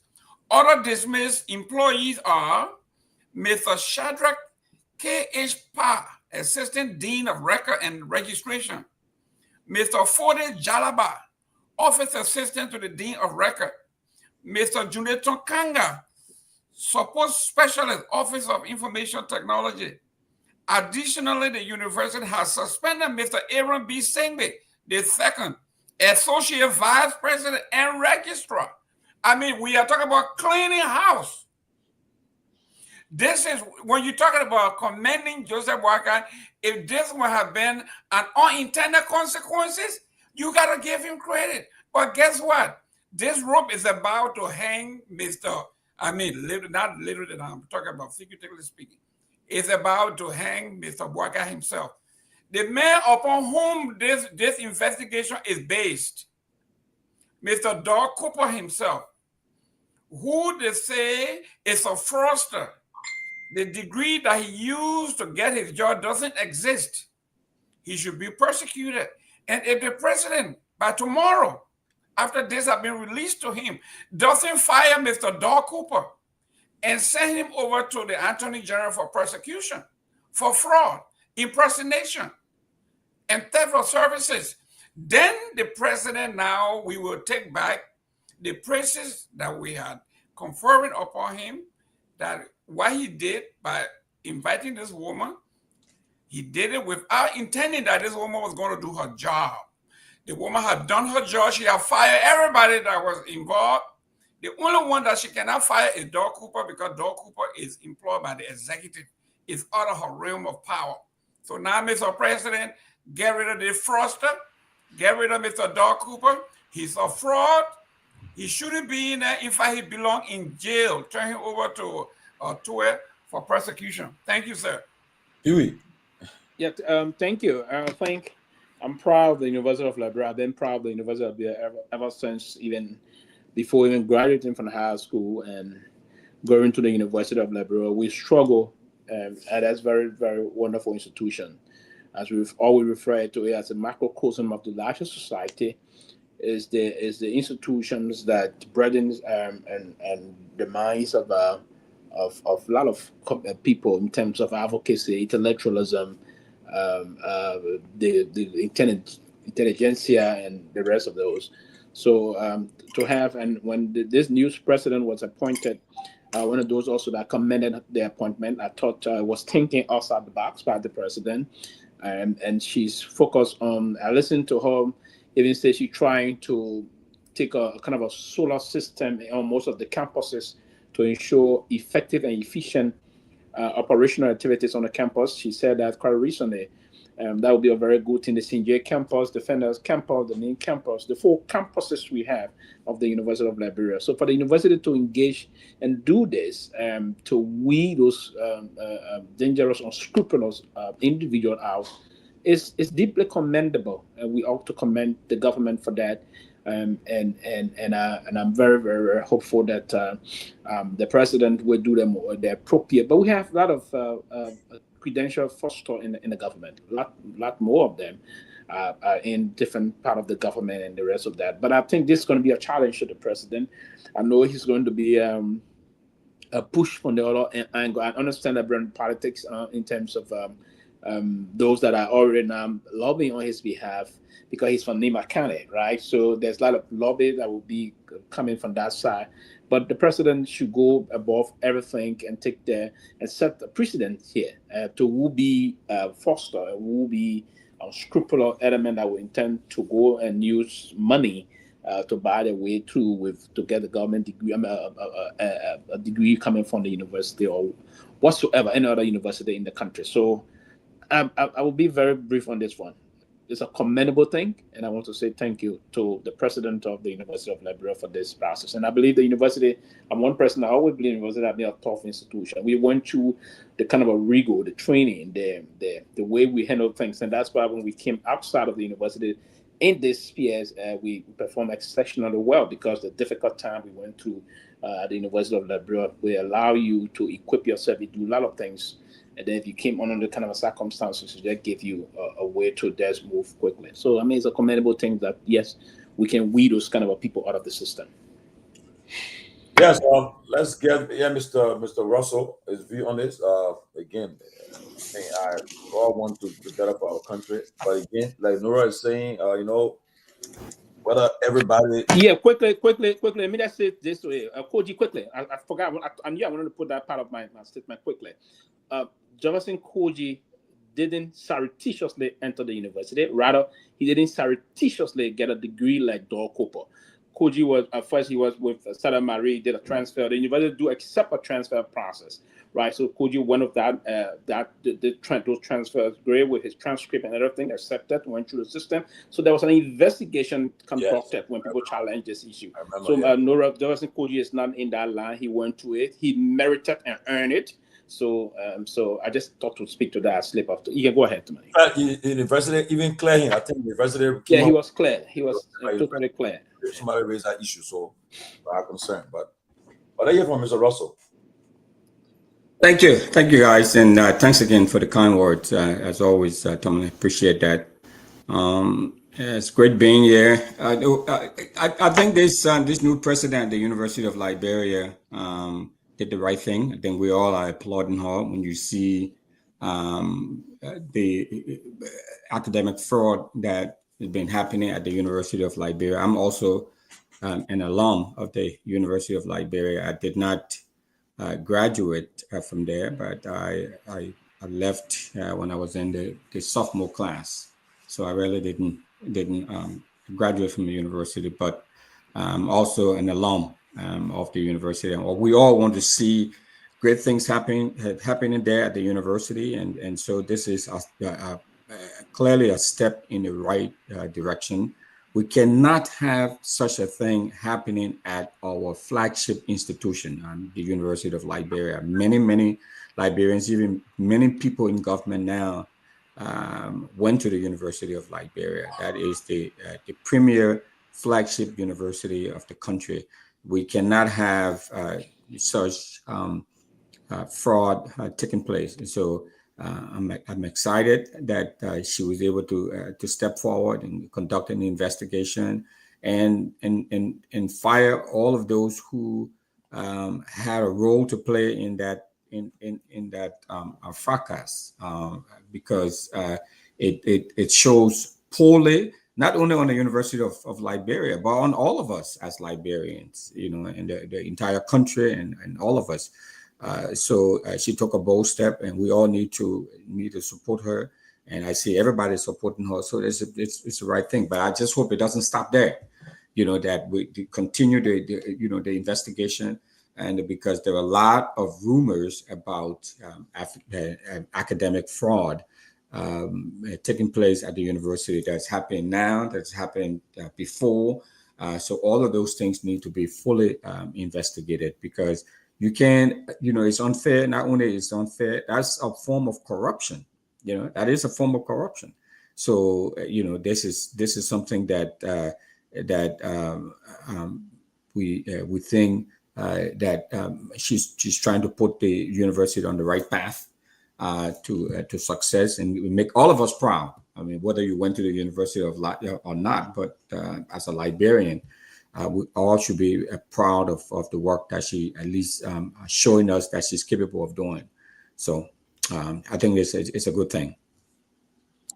Anthony, you want to weigh on it? Yeah, good evening, everyone. And yeah, I want to join Tomalin, Councilman Russell, for your service. You remind me about my Medicine Sans Frontier days in the Ivory Coast, working on the field and looking at the faces of those people, and just every sachet that comes out of your hand is a hope of life for them. And so thanks for your service. Appreciate it. Yeah, like everyone said, the University of Liberia has been going through a lot of struggle. So having a person who have the willpower, the guts, to go after corrupt individual is well commendable. But her efforts. Wait for me. Oh my God! I mean, you want to go hostage? Are you kidding me? Okay. I'm sorry, guys. Right. Yeah, that was on my break. Okay. So yeah, as my coworker just walked in my office. I'm sorry. So yeah, she needs every support that she deserves. Just her alone will not, cut it to the chain. She needs the support of the executive mansion. Just like Mr. Gaiman said, action needs to be taken ASAP to give her the courage to continue. From her very moment after she accepted the role and when she gave her speech, she said, I have a lot of things already outlined, but my time cannot permit me to outline those things. So in the coming days and months, my action will show what I outlined already on my paper. That alone, show that she did not just come, because she wanted to take a job. She came to make an impact, and a possible impact, and laying the foundation so that anyone who comes after her will also pick up from there. So I want to commend her, and I want to, encourage the president to, do what is needful for our university. Okay. Yeah, and Nora is also asking a question here. So Nora, let me say the university, but we were around there for some time. So the university basically got a lot of trained personnel. The university is not sure of human resource capacity on a serious note. All of those you saw, the dismissed, normally they have competent people already waiting at the assistant dean for record. The record system, the record room has been time to time. They've been trying to restructure the record room and other things, because the record room has been one of those areas that contributed to a lot of other things, not only fraud and other things, but the process about even processing grades, ensuring during registration process, they've been improved significantly. Even after we digitized the university record process, the registration issue when we administration came in and did that. So that a lot of things unfolded at the university campus. One, we will go through registration process. I can remember where the university then would take almost a week on that processing registration. Do I and drive? You have to go do it this time. You do everything online. So it's much improved. But the university is not short of competent technicians in terms of the human resource capacity process. They have resourceful elements there. They're just going to be, as we can say, normally in Liberia, dress by dress. So they got a lot of competent people in all those departments. They're just going to immediately move to do everything again and have them permanently replace the fact that they've been dismissed. Yes, there's a powerful resource. Individuals that are staying in the University of Liberia, very competent. Some of them went out the back, and they are instructional staff and the rest of that, TAs and the rest of those things. We do have competent people. Yeah. Okay. Okay. We're done with that. Let's move on the issue. No. 1 minute. Chairman, I want you to please. I want our audience and people to understand the magnitude of this fire. From what I'm listening here, this is what in America the FBI would call a syndicate. We are talking from the vice president, the registrar, record keeping. I mean, you're talking about the entire system. This is not firing few folks here. We are talking from, look at this, the entire department, vice president, deans, registrar. Different dean of different areas. Yeah, different I come on, dean, not one area. For instance, a department. Yes. This person, the other department, fire this person, other department. So I'm saying here, there's no shortage of personnel. adequate manpower individual that are deployed in the university that can replace Opo and even perform more than what Opo was they were carrying out. Yeah, and that's why they took time in doing the investigation and and I think she did her homework for doing that. I can assure you, those excellent work. They are already replaced those people even. Let me say this: so they will just go through the normal process and then have them named. But the university got very powerful personnel. They send all of those guys who get scholarship, go learn, come back, and from the very university. We're not short of the capacity. The only thing is, it's just awkward. It is unlike the university. Those personnel will come and do those things again. We have agents. Normally, and you shouldn't allow those people to bring that wishful thinking to you and do things and spoil your career. Some of those guys work at the university for 10, 15, 20 years. They put their service in the University of Liberia. These are career instructors, right? Career professors, career assistant professors. They took time and research and impact knowledge. Some of them merited their role they play in the university, but they didn't allow one, as long as we can say, just one stupid fool will come from nowhere. Maybe to damage your reputation. It's worrisome and something that, but I believe, yes, they're going to be replaced and we're going to have competent people to have the job done. Plenty people. The university is not, they will never be shut off. They're not shut off. I know that that's a carrying position. That Terry trained us, you know, the hard way, the soft way, it trained us a lot. And I can say to you, you drive from that university, you're a brave man. But there are competent people there. Strong men. Yeah, that I know. I can say this. Yeah, let's move on to this issue about the Liberian National Bar Association. Yesterday, they issued a statement, but then from where we're getting, I know the Vice President, Guar Lawson, I think she's distancing herself from it. The executive member of the LMBA is distancing herself from that statement. That this man, I think he acted unilaterally. What are your thoughts about what he did yesterday? What happened at the LMBA? The LMBA is supposed to be the association that all lawyers should be able to at least cover all lawyers. And I think what he did yesterday, if he acted unilaterally, I think it was unfair to the profession and to the LMBA. But what are your thoughts about it? Yeah, I can come in. We start with the Russell, then we'll go around. Okay. Wait for it. You want to start with you? Go ahead.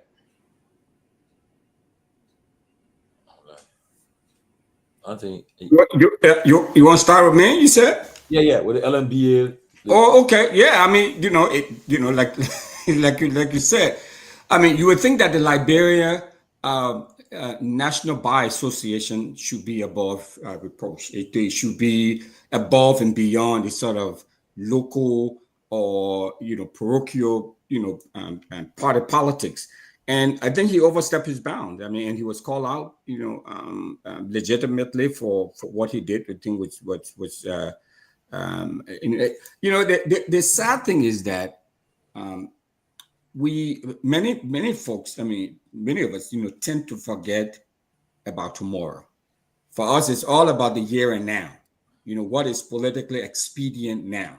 They don't think about the future. They don't think about tomorrow. Because why would you, I mean, even if it is someone in the government that you support, you have a clear line, okay? Or you should have a clear line, of demarcation and, as far as integrity is concerned, that, you should be above the sort of petty, parochial, political interests, okay, and you should be able to to speak up and not just whatever the ruling party you may support or whatever says, and then you jump on the bandwagon. You want to come and try to reinterpret things to fit whatever narrative that they have out there. I mean, it's wrong. It is wrong. I mean, the Liberian National Bar Association. I mean, Councillor Gongloe once headed that organization, and he took it to a whole different level. And we saw the professionalism that he brought to the organization, the accolades that he received as a result of the leadership that he had, in running that organization. And then you come and and you bring someone who's going to bring his own, political interest, his own selfish political interest in there. it just hurt the integrity of the organization. So I'm glad that, I mean, I saw a post from Mariah and this this deputy that you just spoke about, Tomalin, calling him out, and as they should. I mean, because we need to call these kinds of individuals out. I mean, the hypocrisy, in and of itself is something else. But just the whole, lack of integrity for a well-established organization that should be above all of these sort of political pettiness. Siddiqui. Yeah, agree 100% with Mr. Russell. I saw the post from Mariah, and that post clearly indicates that the president from the Liberia Bar Association is a unity partisan, unity party partisan. And however, now he's the president of the Bar Association. I think he should have known better to now want to, because this case has been going on for several months. We've now hear any statement from the Bar Association, giving a stand whether the majority was right or the minority was wrong, whatever it is. And now the Supreme Court gave a ruling the first time. We didn't hear anything from them. And the minority went back to the court to give a proper explanation from the Supreme Court. The Supreme Court gave a ruling, and only for them. So for me, I just see this as the president trying to kind of prove a point. That he has some relationship with the president of Liberia and trying to seek some favor or whatever it is, because people tend to do that sometimes in Liberia. Not like he was giving cash. I'm not saying that is not possible. That is also possible. But in some cases, some of those guys, they want to seek validation or attention from people in highest office. So they use that position to give a statement, and then people tend to say, what? But at the end of the day, whether the Bar Association give a statement, because today I saw a press release again that I don't know, the editors of the Bar Association endorsed the statement. I don't know how true is that. Is it what? They say the editors, some grouping that is also part of the Liberia Bar Associations. I think I saw a statement today that they endorsed. I think Amos Twere from the Liberia Petroleum's stuff, he posted it to the only page. And other United Party people, they posted that the editors of the Liberia Bar Association endorsed the president's press statement. So that was the, but at the end of the day, whatever the case is, the Bar Association, the majority bloc buying people over to sign resolution, whatever the case is, the Supreme Court ruling cannot be overturned. This is something they should respect. Because even a bar come and give a statement, that doesn't mean the Supreme Court ruling will just be dodged in the bar. No. We have to respect the Supreme Court ruling. And because President Bouacar took an oath to protect and defend the Constitution of Liberia, he should respect the ruling of the Supreme Court. No matter the president of the bar giving a press statement, people endorsing, minority bloc member moving to go to majority bloc. We all know what are the reasons that causing all those crossover and things. We know this because those people they stand with Funati for several months. Now Supreme Court gave a ruling that Funati, everything the majority did is illegal. How can those people just some man just move up behind Funati in this time to go in a sound resolution against him? All we're asking for, let's respect the Supreme Court ruling. It's very, very unfortunate that the Bar Association president came up and gave that statement. Other people distance themselves, but some people, they are in support because they all have the same intent to kind of get some favor from people in government, and which is very, very sad. And that nothing, all these things are part of the problem we are facing in Liberia. Yeah. Well, Pewee, you already weighing? I'm waiting yet. Yeah, so the National Bar Association of the Republic of Liberia is an institution that was created to defend the interests of the Liberian people. And the former Solicitor General of the Republic of Liberia played a very significant role when he was president of that body, Councillor Kehleboe Gongloe. So, but to see the bar, and sometimes, but it's not a new development to me, because politics in Liberia can change a lot of things. People dilute things. People try to do partisan representation in oftentimes in professional institutions. But that what the councillor did yesterday was not a disgrace to the Bar Association, but it's a disgrace to his personal character moving forward. What he did to, I mean, everyone will want to do things in performing certain role in terms of coming to the good graces of the administration, in negotiating yourself with the administration, but you have to do it in a way that have to reflect a very, very truthful representation on the party. That is a serious conundrum we have today in the country, and we have to address this very systematically. It is a problem the country is faced with to see, and now the fact that it's a controversial thing, his statement, the fact that it was rejected or opposed, and then another group now, this is not going to happen.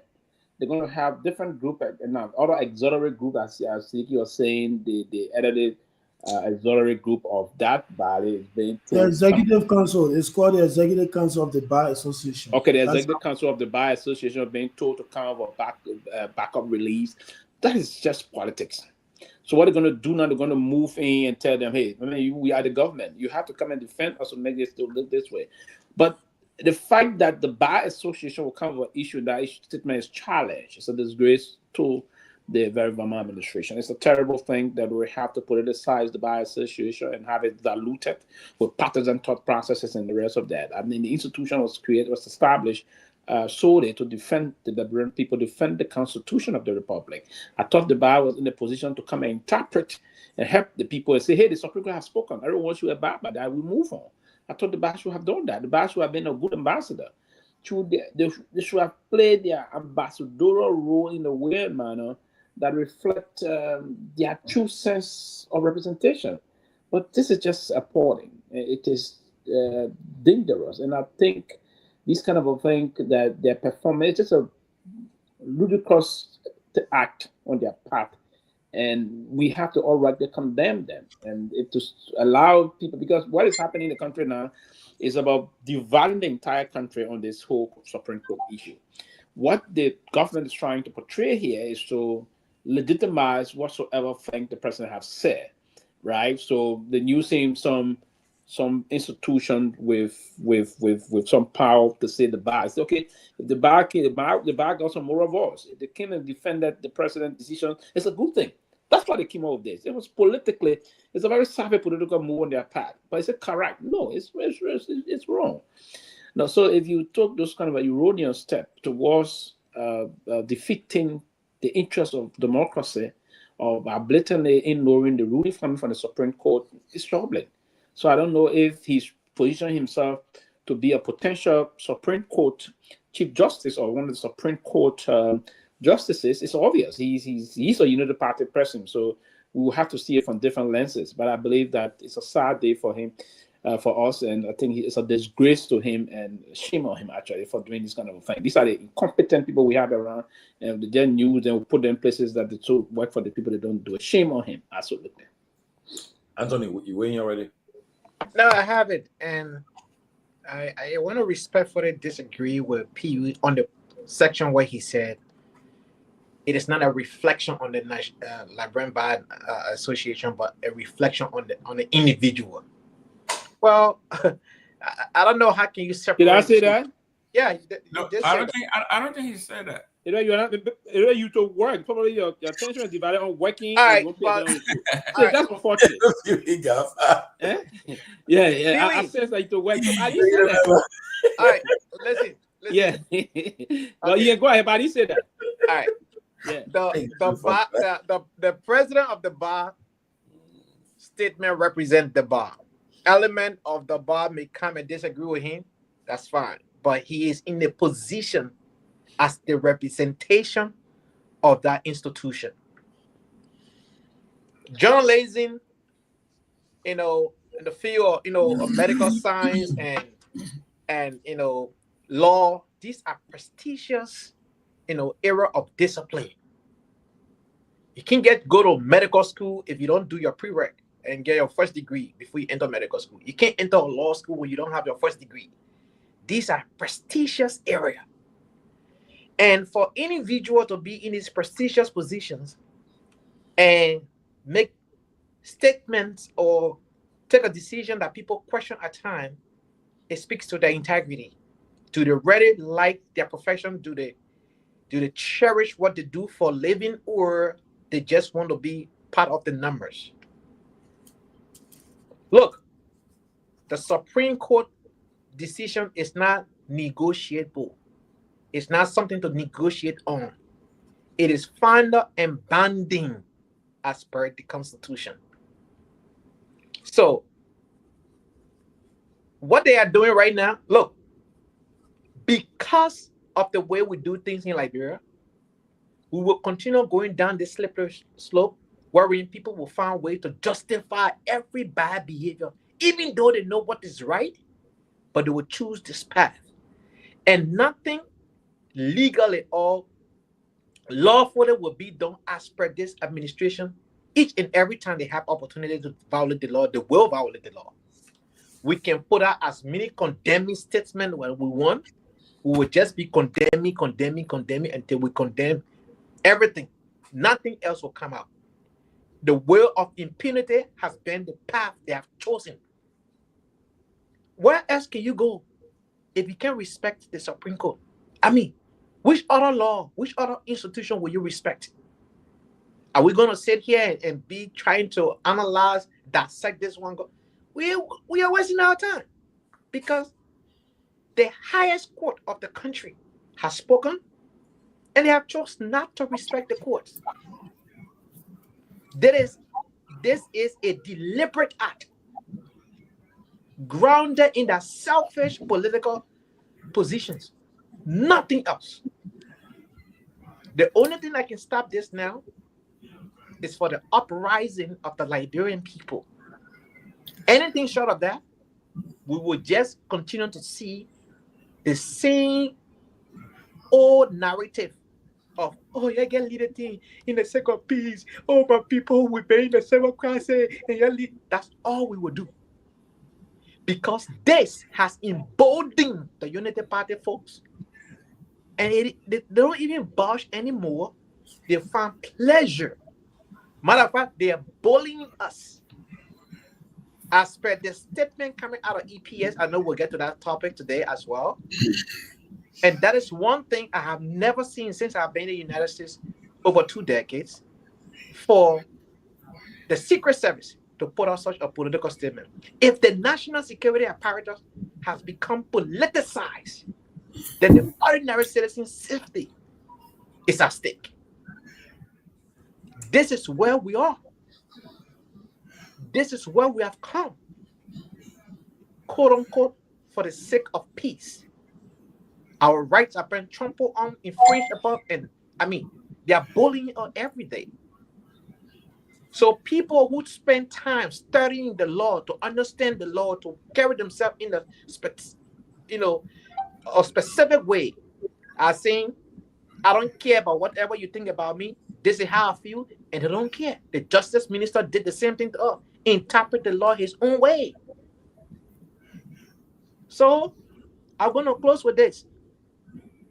Liberians are living in Liberia by the grace of God, not by the direction of a serious-minded government. We already have the lawmaker that made a law where they can drive on the opposite side lane and clear anybody's car anytime, anyway. And they say, oh, but it's a law. Yes, but it's illegal to do according to motor vehicle law. But that's what they're doing. That is the country that we have, unfortunately. Are you back? Okay, want to welcome Mr. J. Victor Nangbe. Mr. Nangbe, welcome. Are you staying in Liberia? Yes, I still am. Wow. You shining. Yeah. Shiny. You know, all the organic air and the you know, fresh all meat the product and Organic organic food, food. bro. Organic food. How about the vice president? she's doing great. Thank you. She's doing okay. The activities were the official activities were over on Sunday. So we're trying to attend to personal business. We'll be coming back shortly. Yeah, I want to commend you, man. You guys, I watched the program. I think you guys are on the right track. Since 1970, what? You have been since 1970, what? I think 74. 74. 74, 75. Yeah, that about. Imagine 50 years. You'd have helped presidents like Charles Taylor, Tom Woolu, all these guys. So you'd have come of That's age. true. And, Yeah. I'm happy you guys at least for the Thank you for the compliments. Thank you Are you very doing much. some club? Are you doing some club? Yeah. investing in Liberia. The man's a Catholic. You don't drink. I did a lot, but for the past 2 years, I'm a cancer survivor. Oh, really? Yeah. I have Wow. prostate cancer. I did a surgery, and so I'm just trying to follow the doctor's orders. So I'm taking a break. I drink a lot of soda. I drink a lot of water. I smoke a lot of cigars. That's what yeah. Yeah. Is that not against the doctor order? That's right. Smoke is even worse. You know what? I'm giving the doctor. I think the club yeah. or your Better. Zona will be It's okay. better. Fine. Anyway, exactly. But it's good that you look vibrant. You look good. Thank God. Yeah, praise God for you, man. I thank Well, God for thank you very much. Thank you. I appreciate that. I appreciate the so much. compliments. God for you, Yeah. But it's good. before I move on, St. Jackson, we have a some distant cousin, and when I remember when St. Jackson was going through his cancer or illness, he called that day and told us, he said, "Cause I'm coming to leave you guys." I was like, "What?" I started to cry. My man, I said, He said, "I'm leaving you guys." He said, "Man, the doctor gave me all now." But there was some kind of drug that came about right in that time. And he tried, and that drug came and he took that drug. The story changed. It rest our history.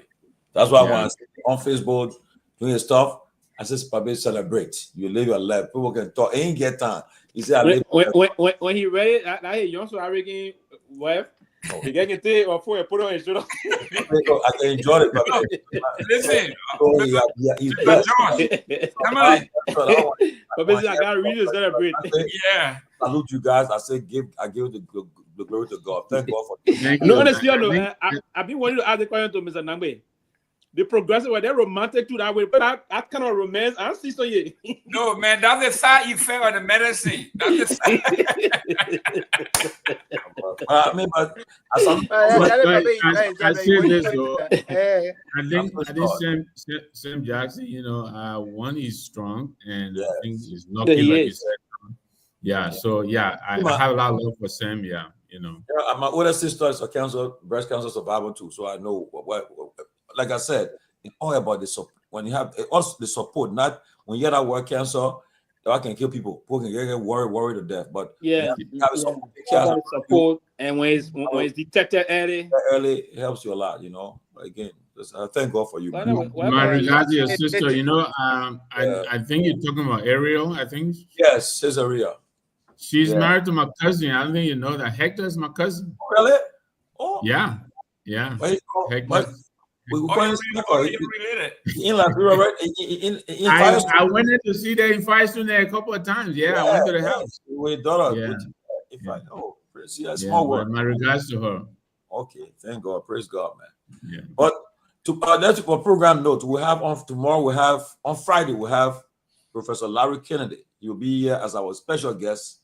He'll be talking about the MCC, talking about USAID, our Liberia economy, the World Bank, IMF, Liberia debt, our credit rating, all the questions about finance and economics tomorrow. On Friday, they keep it for Professor Kennedy. He will be here.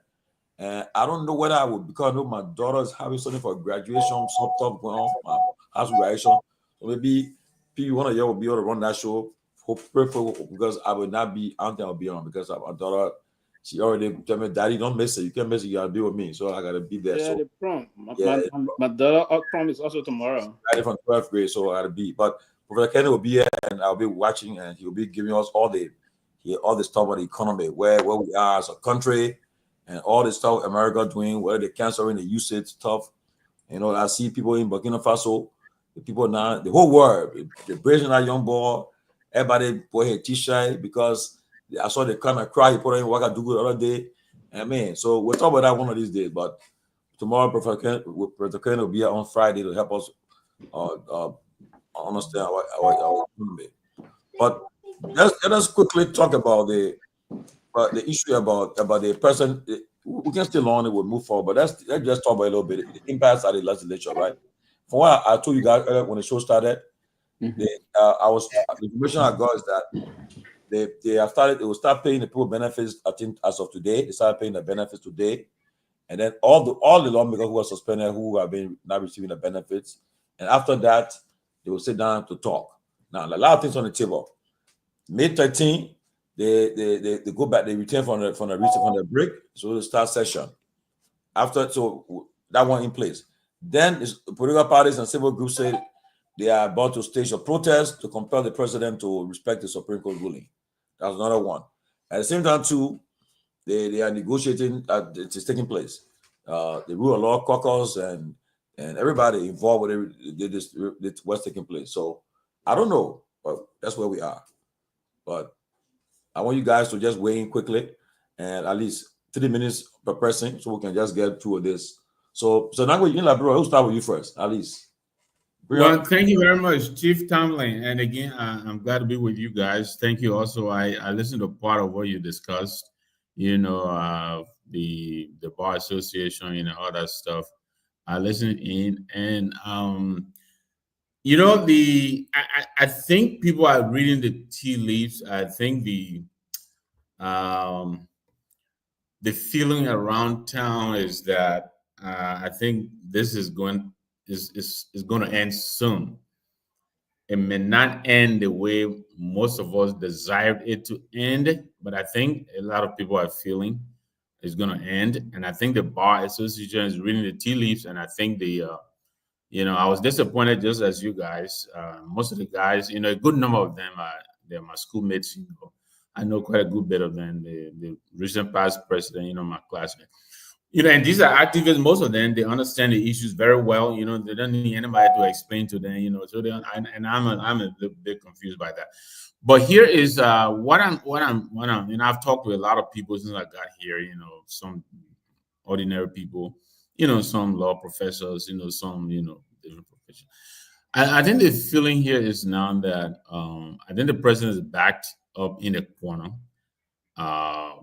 He would not reverse himself.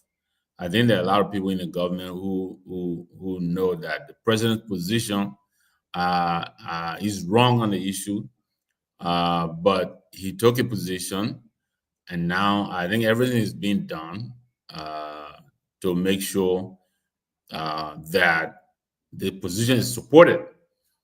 There are a lot of people I've talked to who feel that Speaker Kofa has made his point.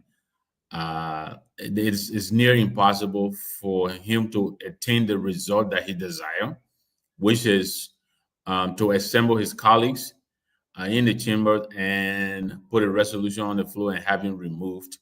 That is similarly going to be impossible.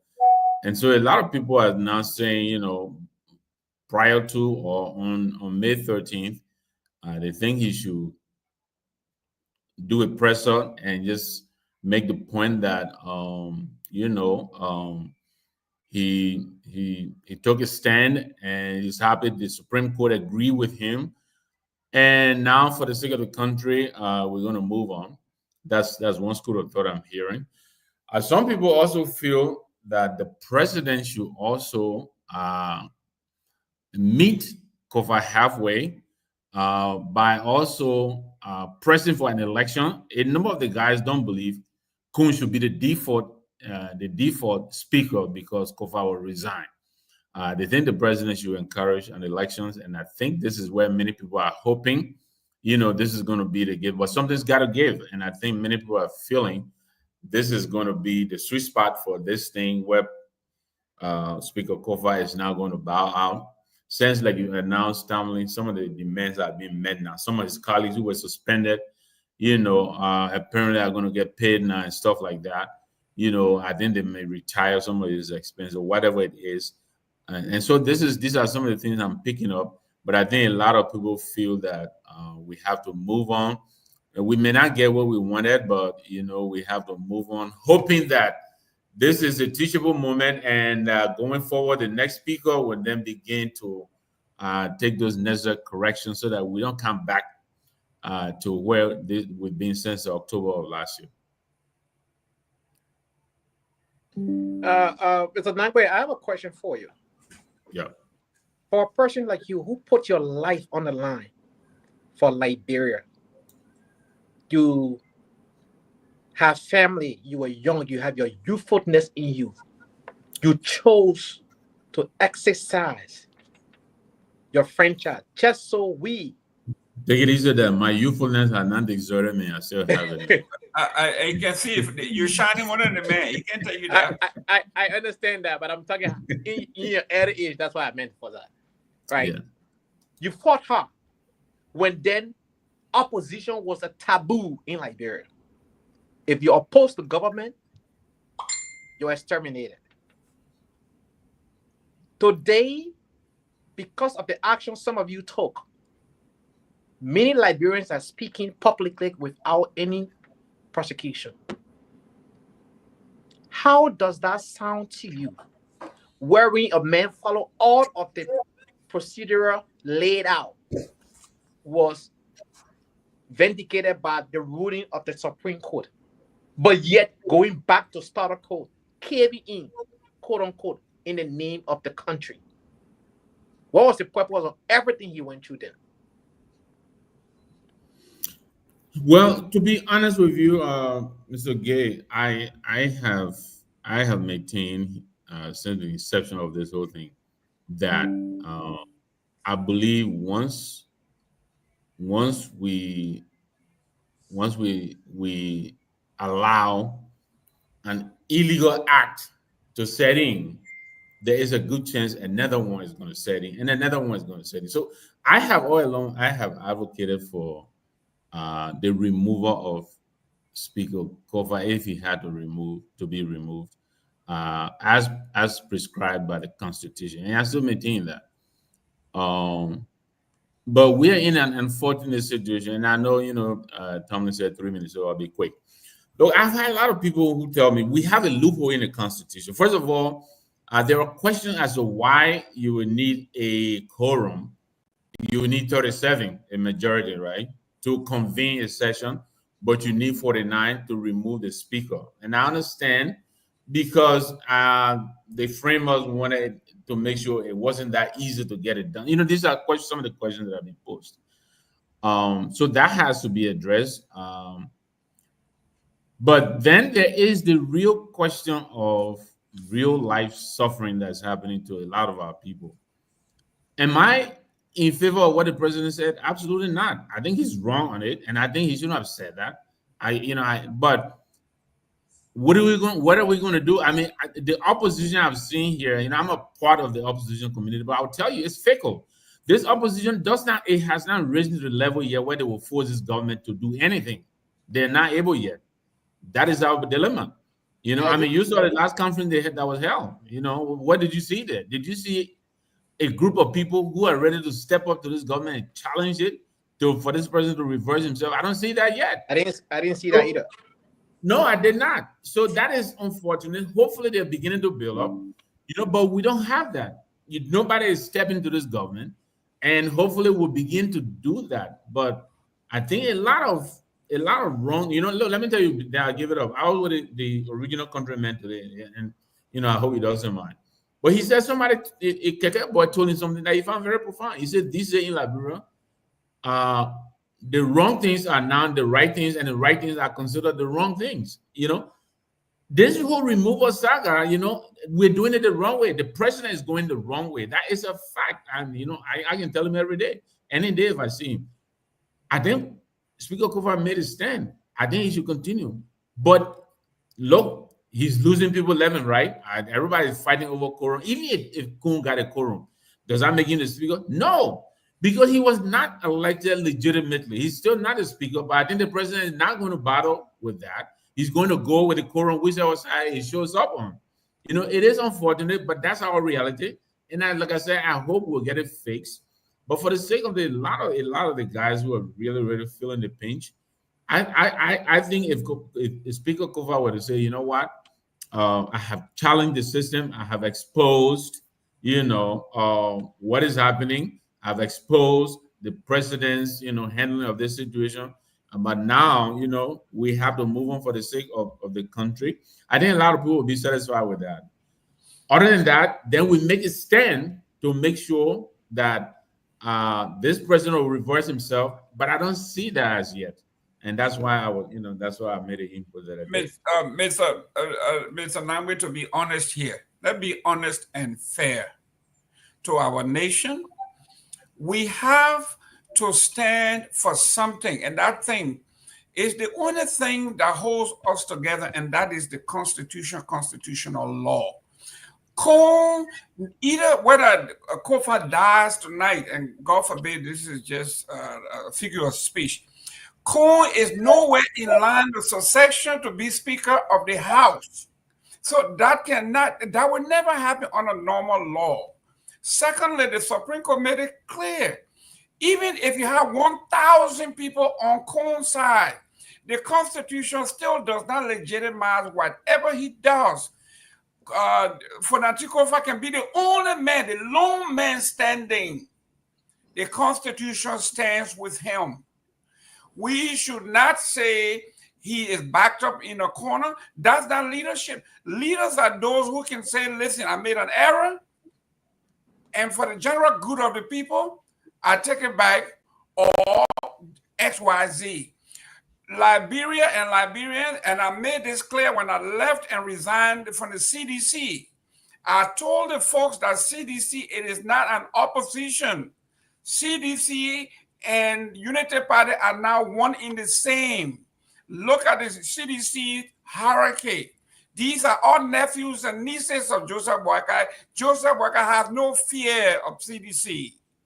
If I have my nephews and my nieces running a corporation, I will sleep fine at night.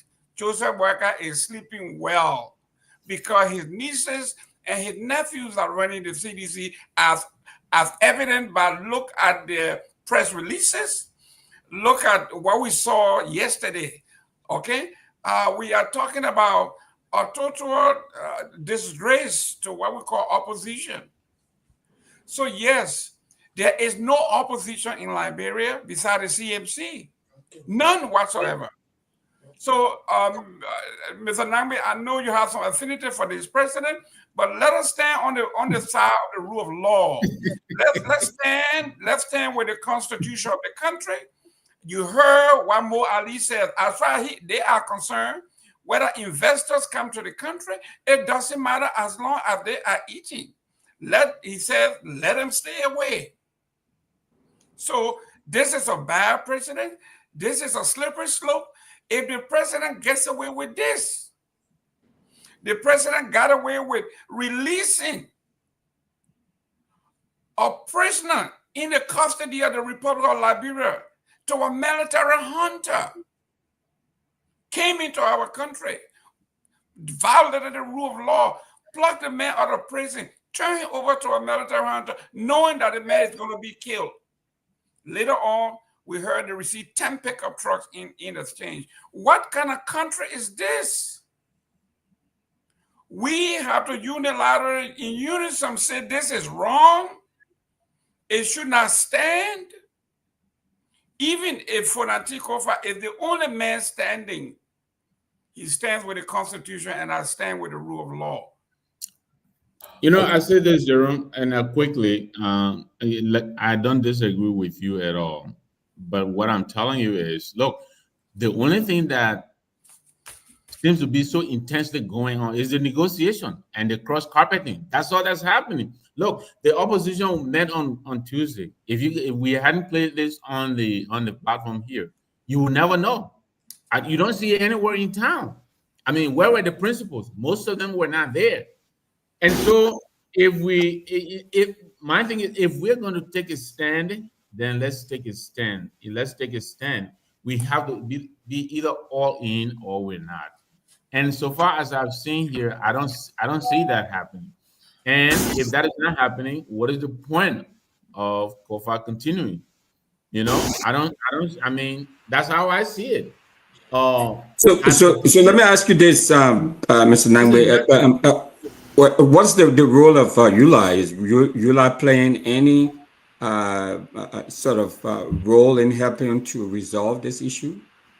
We initially we issued a couple of press releases. We offered to mediate. We wrote Speaker Kofa, we wrote Mr. Kun, we wrote the president. We have gotten no response. We got in here, we met with the president. We raised our concerns about this.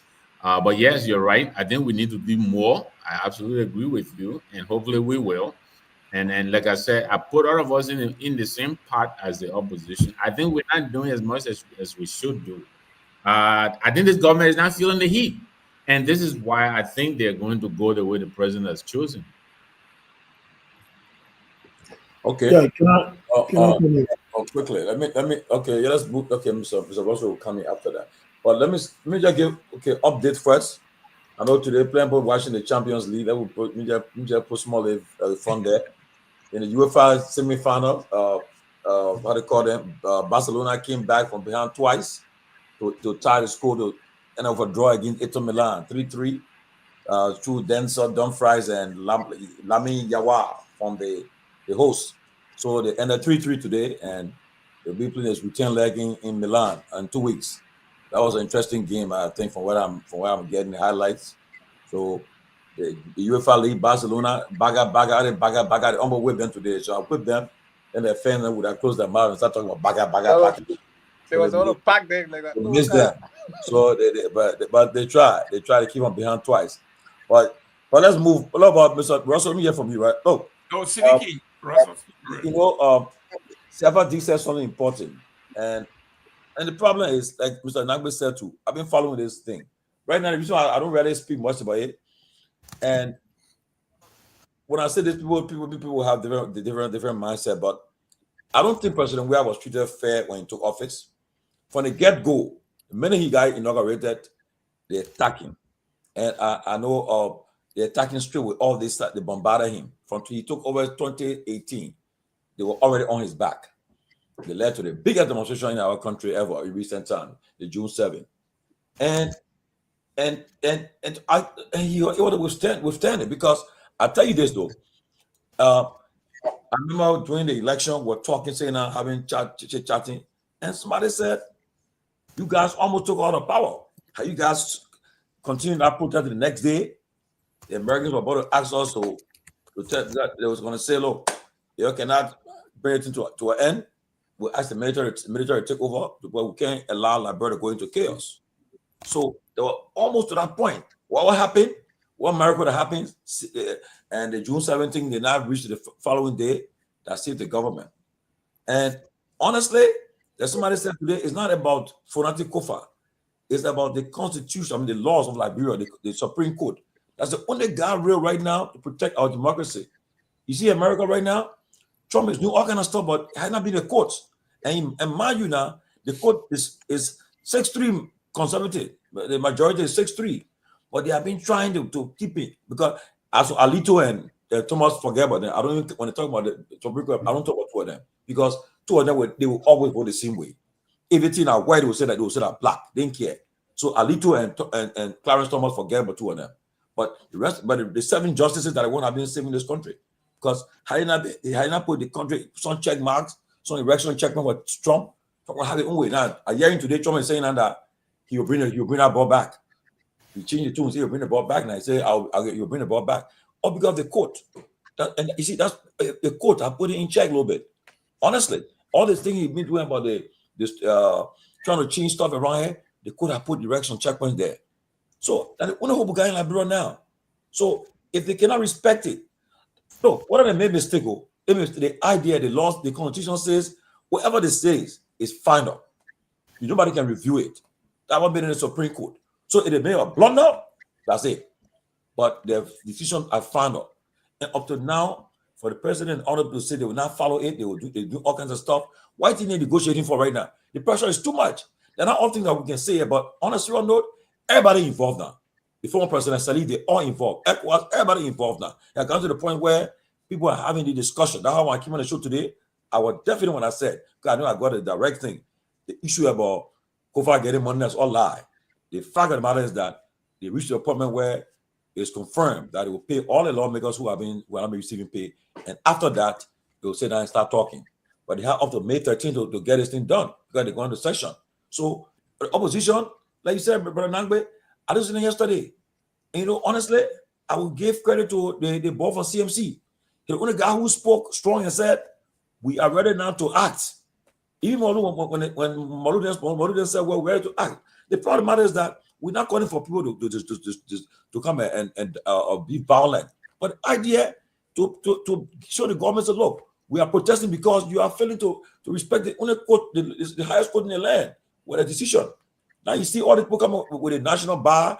What they did today, they went to the members there across the country, come up with some statement to say we're standing by the president. Come on, man. We know what's happening. We've been around for long. We know what's happening.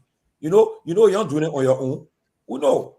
You have been learned to do these things. To come and say, oh, we're standing by the. But honestly, I said yesterday, had it been the Supreme Court headed by Johnny Lewis or Henry Cooper, the Justice Minister would have been reprimanded, and National Vice President by now would have been questioning suspending him. But because the people are now they're just not strong, and opposition too, they lack the spine to really stand up to the government. Because by now, why the government surrogates are going on social media and issuing threats, making threats and making say we dare you to do this stuff? Because if you put people in the streets, people say, okay, we'll stay here. The first thing, the economy will be paralyzed. Nobody will open their businesses when they see people in the street. But again, this is what we are. And if they fail to do it, trust me, the people will be more emboldened to do more than what they're doing right now. But let's hear from Siddiqui.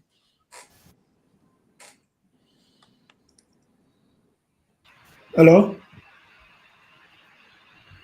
Hello? Yeah, listen to you. Okay, so, I listened to Mr. Mangbe, but that is what I want to say. People keep talking about compromising, we have to compromise to solve this issue in the House of Representatives outside of the Supreme Court ruling. But here is the thing. All the compromise people been talking about, they always want a minority bloc to give. People want Fonati to resign, but Rachel Kun should remain speaker. And people keep emphasizing on paying, the suspended lawmakers. Those guys were suspended illegally.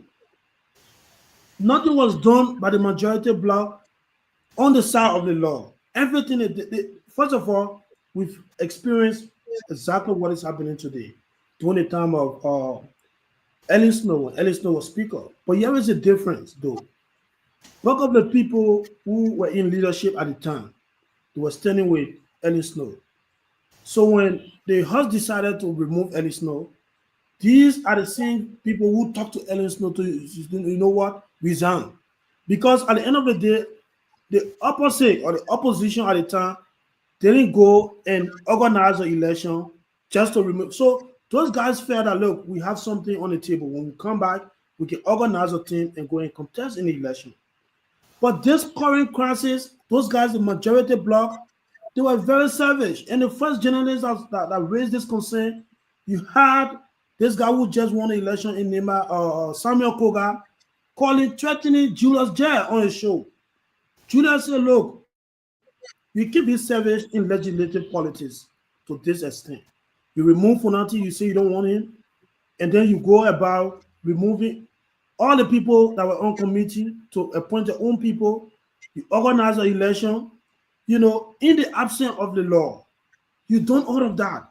But when it comes to resolving this thing, we say, you know what?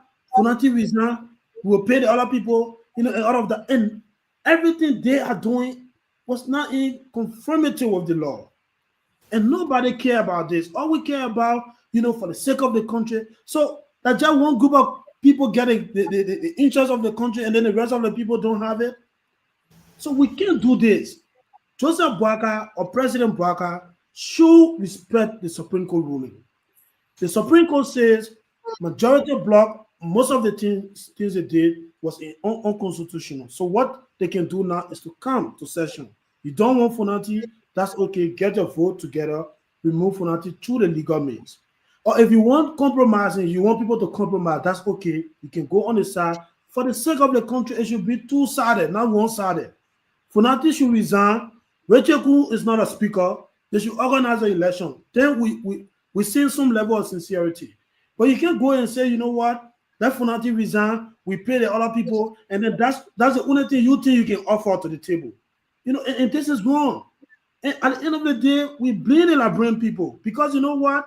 When you take a country like Liberia and give it to an 80-year-old man who have absolutely nothing to lose, if God forbid excuse, if today something bad happen in our country, Joseph Boakai got nothing to lose, nothing. They made all the 40+ years in work in government. Only that has to rehab Joseph Boakai in our country, nothing else. That fund they're talking about, it was only when the Liberian people elected you as president, that fund now is operating. So Joseph Boakai has nothing to lose. So you went to make him president, and this guy, this old man, or this father figure that all of us expect him to be, don't even care about the Supreme Court ruling. And we should not be doing this. Let's not only pressure on the minority bloc. They are Liberians. The majority bloc, they are Liberians. So one group of people should not have the interest of the country, and we keep talking about, oh, for the sake of the country, they will come together, they'll pay, they suspend. In fact, I don't consider those people to be suspended because they break no rules. They stood on the side of the law, and that should be respected. Let Rachel Kuhn and the majority bloc people come to the negotiation table with giving up something, but all the negotiation conversation, they think the only thing they can offer to this is to promise to pay those people that were suspended. That's all they can offer. Okay, so and then they ask for Nati Kofa to resign, then Rachel Kuhn remain as speaker, and then they continue to do what they think they can do. And this is not fair to the country.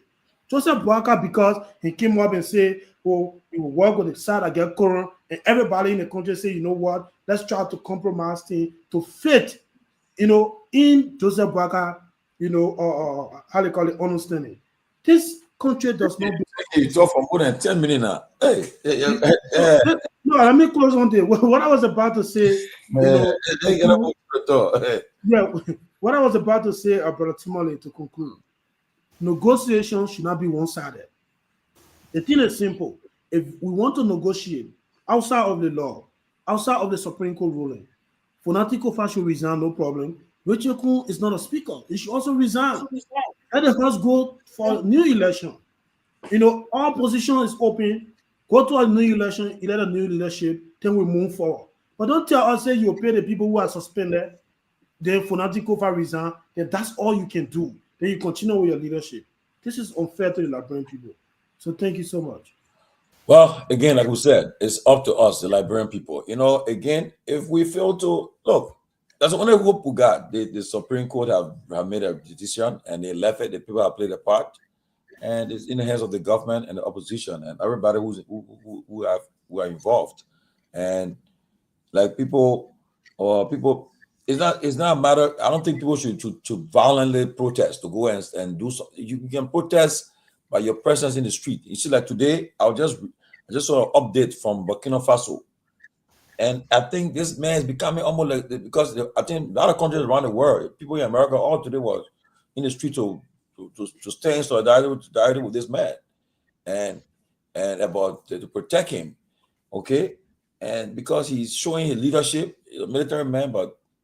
Okay, look at this guy. Today, look at the crowd of people, the crowd he put up today. And he's becoming a global person, global icon. People looking at him now. He's making history, because of the role he's standing up to. He's standing for his people. But I think Liberia, we are at a crossroad. And like somebody said just now, if you just let things slide, 2029, just imagine now.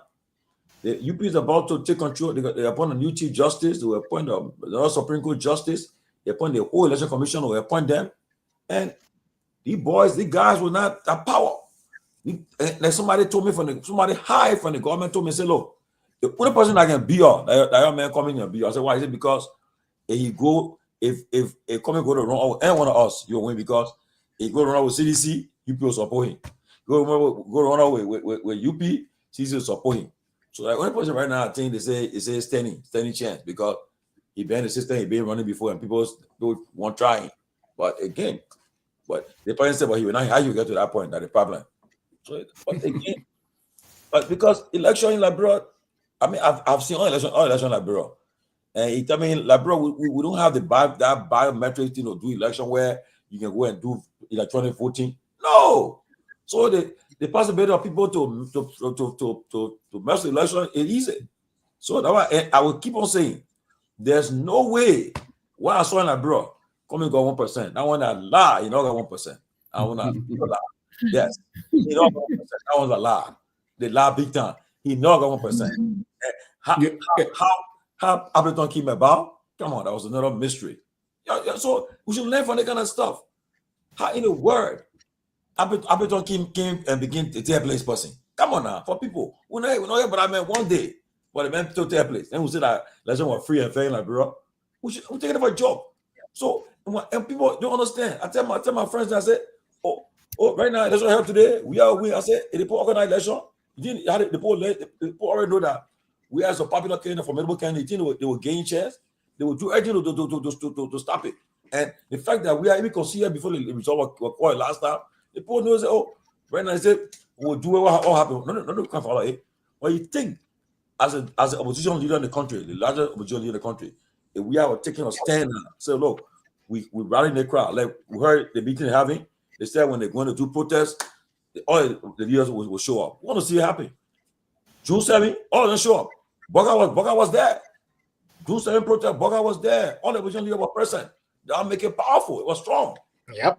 But nowadays, and the thing, issue a statement, we demand, we demand, we challenge, we do the one.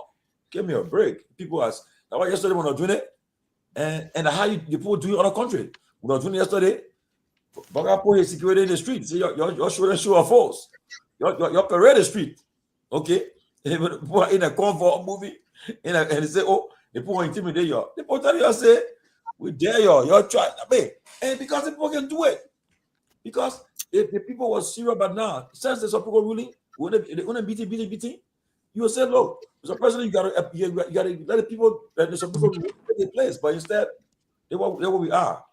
But guys, tomorrow we're tired now. I believe that if they cannot do nothing about it, we should move on, then do what they want to do. And maybe small, the people will say, well, you can't join us now because you don't get nothing to stay on. You can't join us, you're win. Finish. So just the Supreme Court, Tomalin, the Supreme Court has made a decision. The Supreme Court has made a decision. Yeah. And we know, we all have said it over and over. I mean, there's no need. I mean, there are a lot of other things happening in the country. I think we need to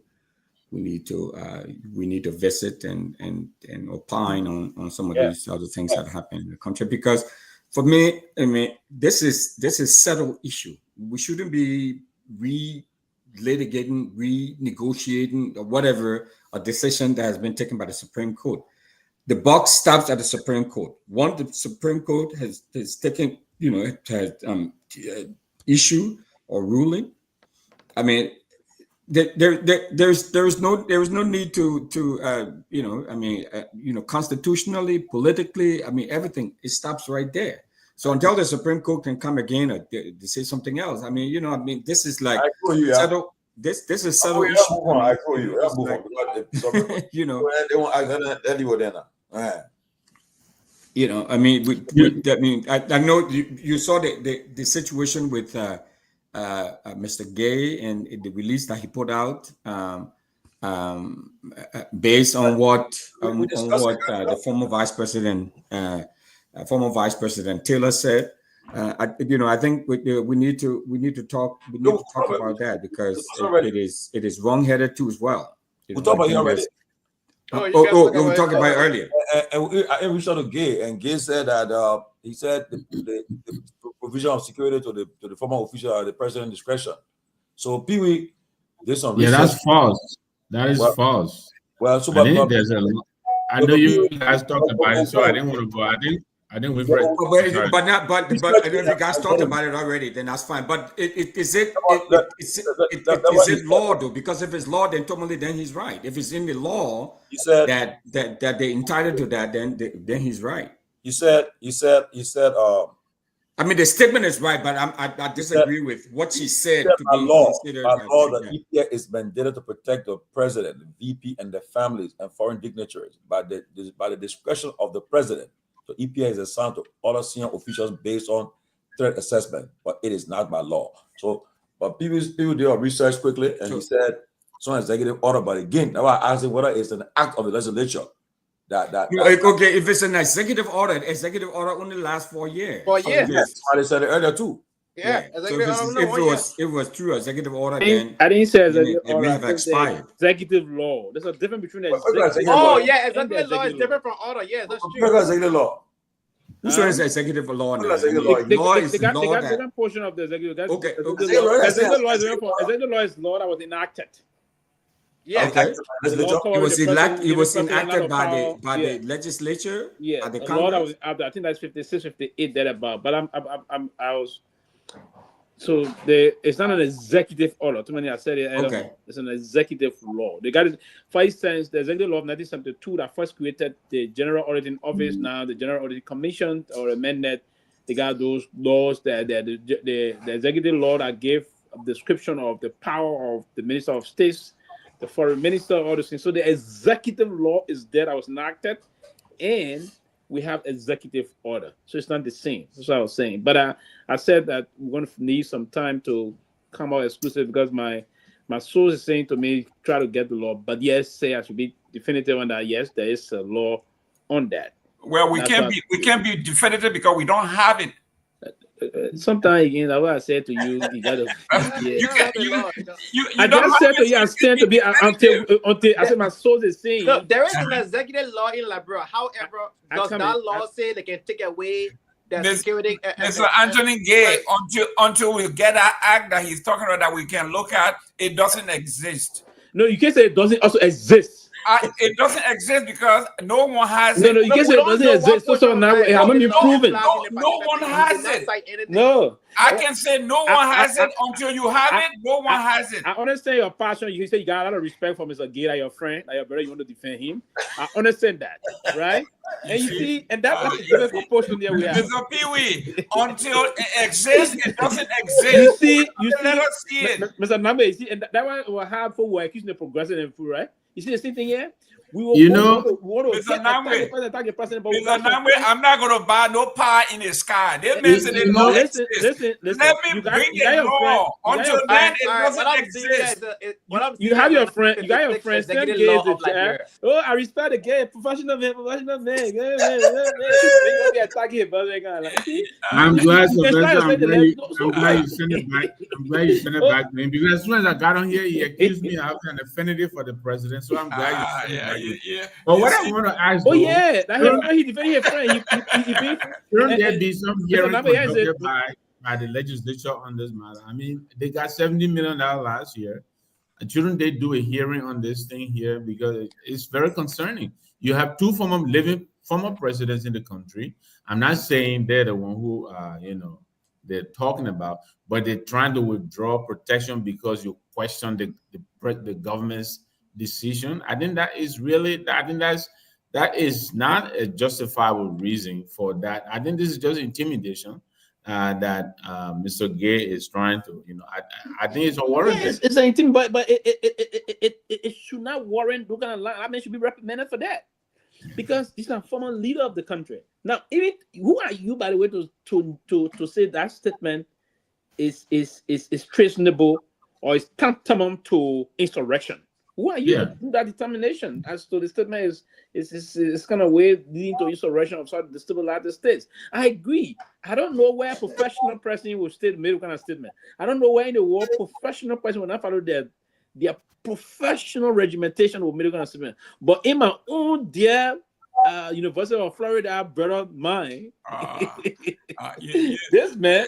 You see how the nephew can treat his uncle. You see, Tomalin. Listen, Mr. Pewee. Today I met Game came on and he defend on his friend and brother. No, you see, but listen, Mr. Pewee. I like that. You know, there's a fine. But honestly, when I saw Give me your brief, but I respect you, right? But this is when I saw Game push it back, I said, yeah. So there's some connection somewhere because for Game to be to defend, I said, No, somebody asked me a message say they are buddies. If it mean that they have some other connection beyond buddies. So that's what I say, yeah. Like when it comes to Mr. Give it friend, you can put that down. Yeah. You see the other cousin here from way grandchildren. You want to run for office? And you talking like that? I'm running for no office right now. I need my country to be defended. And that office you have put aside right now. Let people respect the constitution. You don't get one right now. Gimme Kim is in the 80s, right? So when Gimme Kim, he and man were all buddies and other things. So hey man, I brother. And they got some Basel connection again. Mr. Tomalin George, the battle of the other thing, I've been a Basel man, my Basel man. When you cut the man mic off, I said, go ahead. Hey, give me name. Yeah, man. Yeah, Basel brother. You defending him? You are attacking Mr. Manke. I'll put it in the chat room because I just got it in. They say the executive. I don't know. They say, yeah, okay. This the executive. Yeah, okay, executive law. Okay, executive law repeating. Executive law. I know that. I mean, I don't speak off my head. It's enacted by the Senate and House of Representatives of the Republic of Liberia in legislative. 1956, right? I said 56 or 58. I should be. You know, I spoke. My soul is a lawmaker. Yeah, but I gotta read it because I'm just looking at it. My soul is a lawmaker. That's what I said. Yeah, but I was saying it. So when I said it from the beginning of the show today, give me a research it. We can peruse it, and then from there we can find out where. I mean, once you say it was passed by the Senate, it is not an executive order. It's not an executive order. No, it's an executive law. It's an executive law. Yeah. So it's what the executive law they did. There are a lot of laws that were passed in the 50s. Because here's what I was told. They amended May 24th. I want for Winfred. Yeah, our man saying, what you say? No, you're raising a great concern. No, but you know, Winfred have been very instrumental in getting it going. That's why I say because and Winfred don't do it because of politics or partisan. He do it because for the greater good. Maybe Winfred can address it. No, but that's all right. Safa, we have to talk. I disagree with that. You can't do that. You need to come. I can disagree with that. No, we don't need the country. I'm gonna be acting that. I will act too. But we don't have a court in that. Yeah, when you protect. Because if you act in a position of giving now, defending his brother, then you won't defend everybody. No, we call them. I want to do those things, but we still call for support. Yeah. I think a well-trained LNP will be good for our people because they could use a little bit of crowd control techniques. You know, I was listening to the show last night. I think it was Abu who was talking about protests being allowed, and I put a link in the chat there. I don't think you saw it. Just recently, the students were out in the streets, you know, and they were being beaten, you know, tear gas and all of that. You know, so yeah, I think we shouldn't throw the baby out with the bathwater, so to speak. I think if Mr. Russell is helping, you know, to get the city of Brooklyn Park to help our people, I think I don't think we should tell him to stop on account of this. I want discourage him from stopping and helping, but Russell, but Winfred, I want you to do something though. You're recently, and I saw some stuff. I would love for you maybe organize at least next week. Send all the things. Yeah, but we've talked about that so many times, Tomalin. I said, whenever you're ready, we can. I'm ready. I mean, because we're talking about in my election and eating, but right now, yeah, that's true. So the organizer will get it going. Because I saw. Yeah, that's true. So Safa, and then we ask the question. But now Safa, you know, but Russell, if he's talking about. Russell, the guy, the one couple that the guy who were together at Calabash, he the one that I see one couple there. He's from Atlanta. He's at the Atlanta police. The guy was hanging with you that time all together. He the one. I think so. Yes, I think so. Yeah. Okay.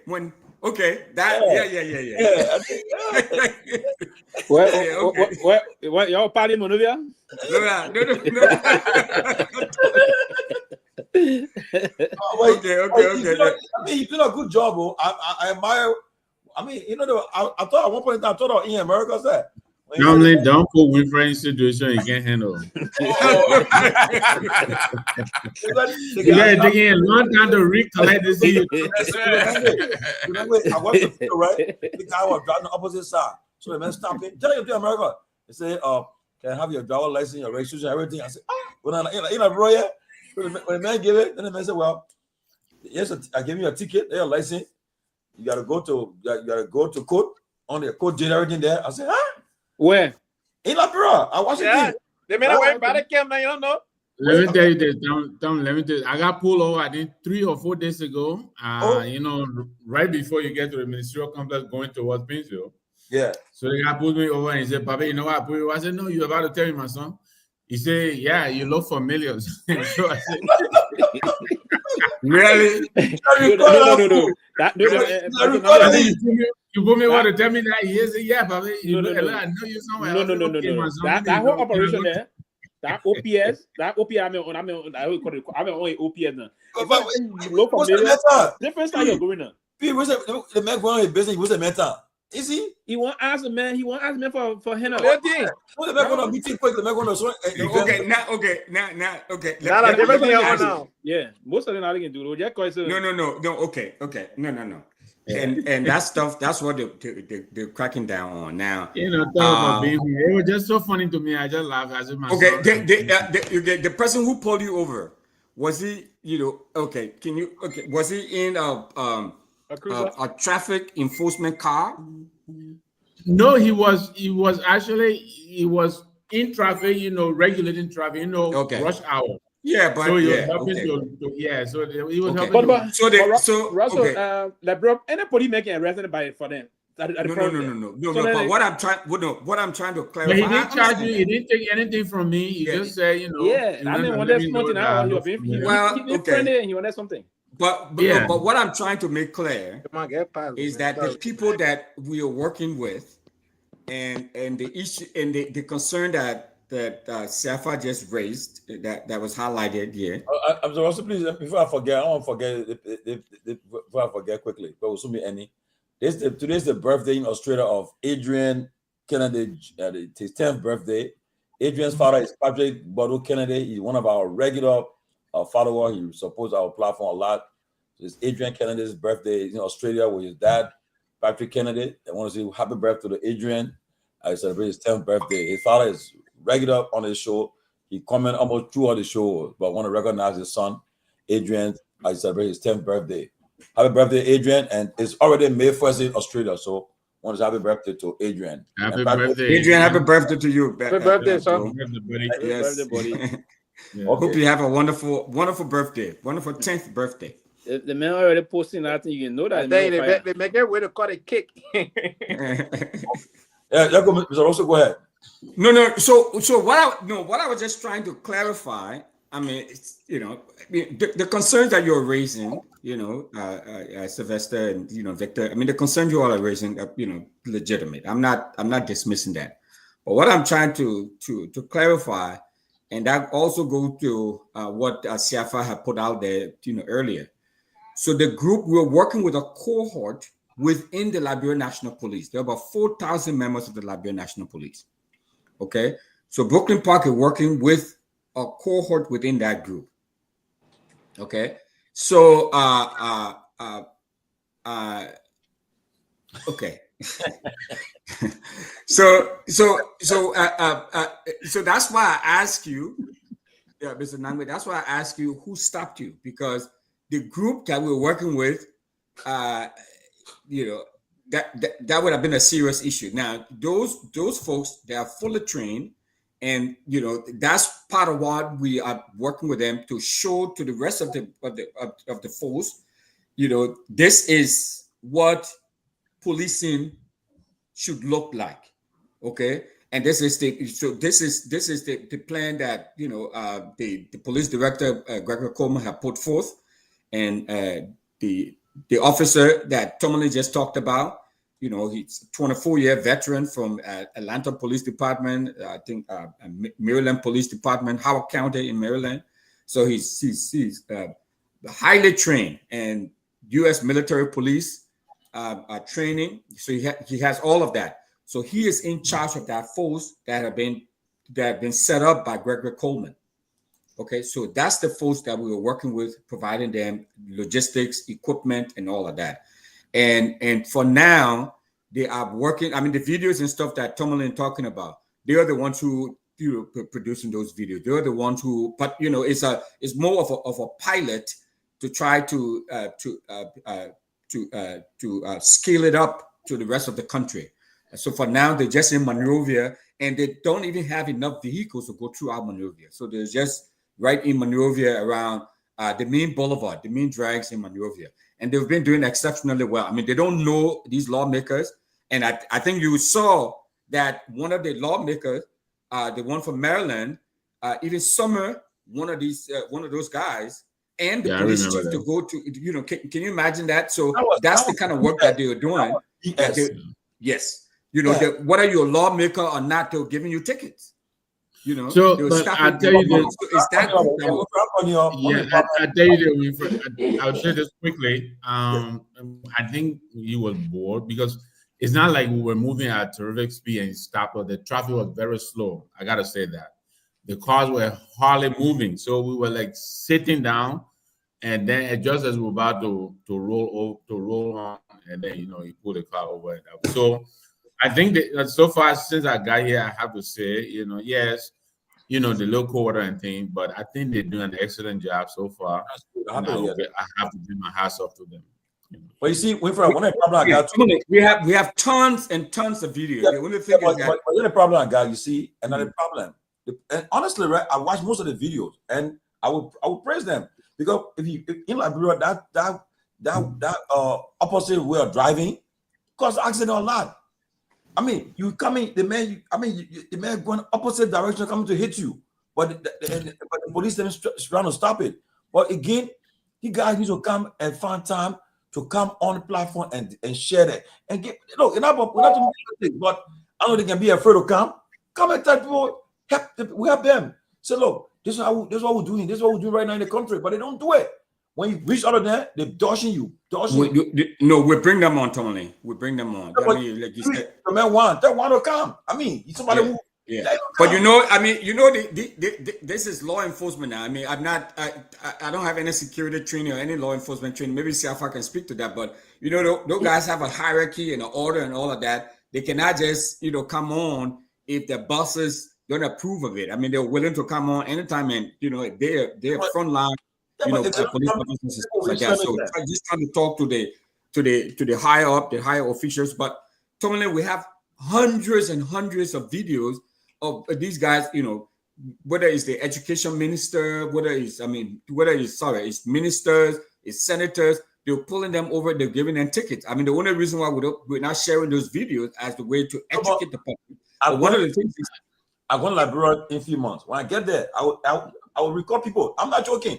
And I got my guys. Hello, we don't know. Let me know. After that, I will put it on record seriously, and we'll play. I mean, I will say you record that one. Oh yeah, I mean, you as George, don't tell Russell before you tell his guy there. Yeah, no, don't tell him. But do what I did. Yo, watch out for watch out for George. He's coming. No. I mean, no. He's not necessarily talking about. No, I mean, our hands are tied.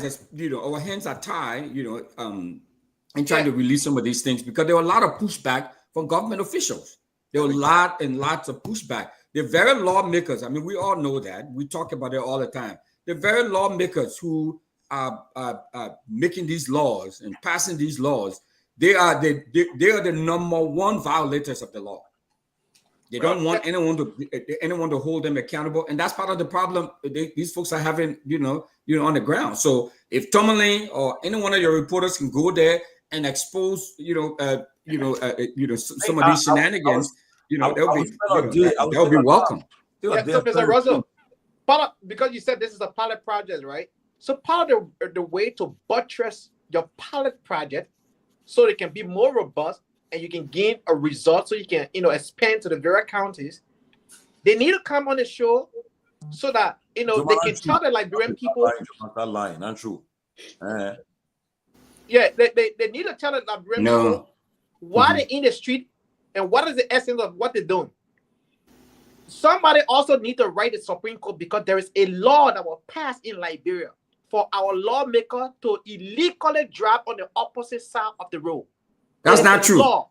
That's not true, Anthony. That's not true. No, it is passed. That's not true. That's an urban myth.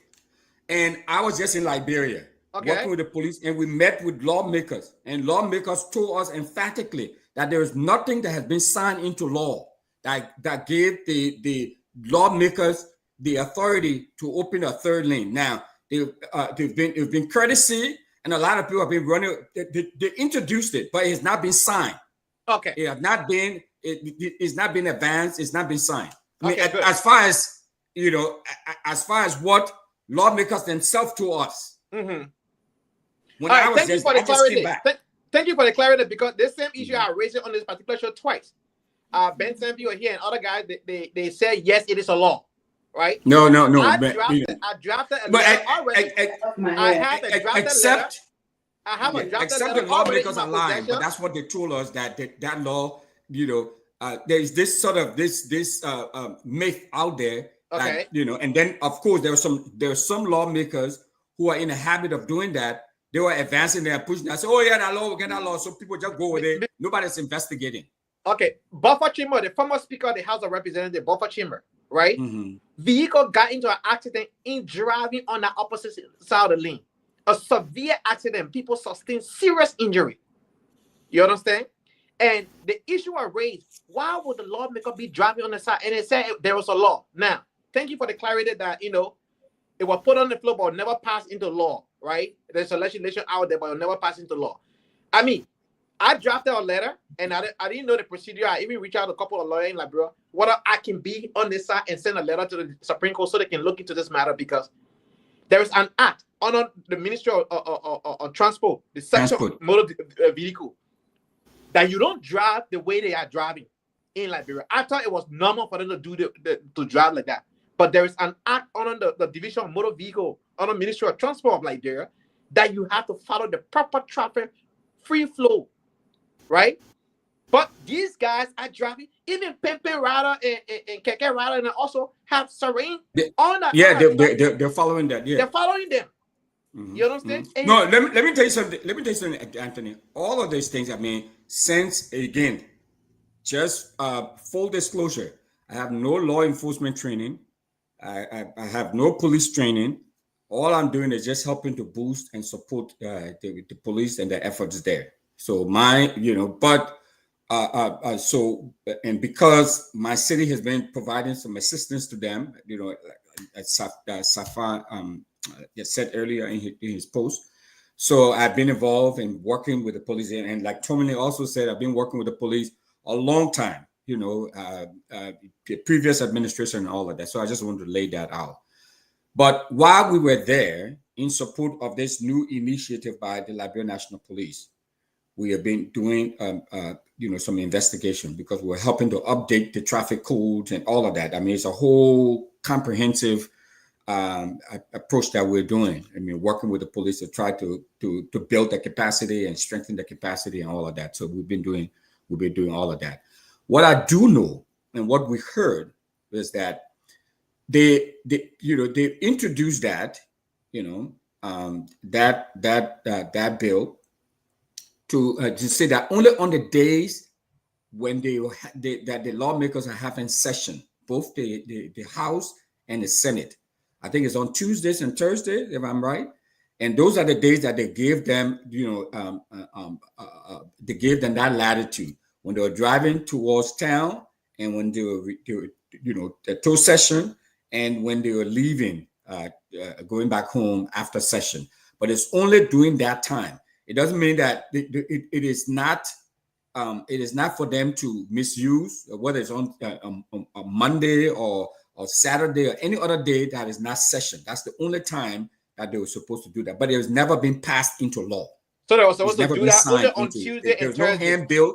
I mean, let somebody show you the handbill. Where's the handbill to show that this was passed into law? There's no law, you know. So people have been, and the police too, they have been giving them that quote unquote that courtesy, but of course a lot of them have been abusing it. A lot of them, I mean, this whole a siren, and that's one of the reasons why when the police come here, they themselves will tell you that making it very difficult to pull over a traffic violator, because in America, once the police turns the light on, behind you, that automatically you need to stop. You gotta pull over, yeah. In Liberia, they will continue to go because they are the thing that it just seemed like a routine thing. Everybody has, flashing light and all of that. So all of that education is taking place, and it's part of this whole, comprehensive, package. Have the whole public education, because you can't blame the people too, right? I mean, I think we all I understand, definitely. Yeah, because this is new to them. Many people have never seen this before. Yep. They've never experienced the police in this way before. And outside of Morocco and South Africa, Liberia is the only other country in Africa that's using body camera. Police won't body, body. Yeah. South Africa and Morocco have, but again, guys here wear body. South Africa police even have a chapter. They have Yeah. So I mean, so those are some of the things that we're doing with them. But again, we want to do, and like Tomalin or Siafa and everybody's saying, I mean, and how things are done here in America. So they want to be sure that whatever support that we give to the Liberia National Police, that they were doing right by the people.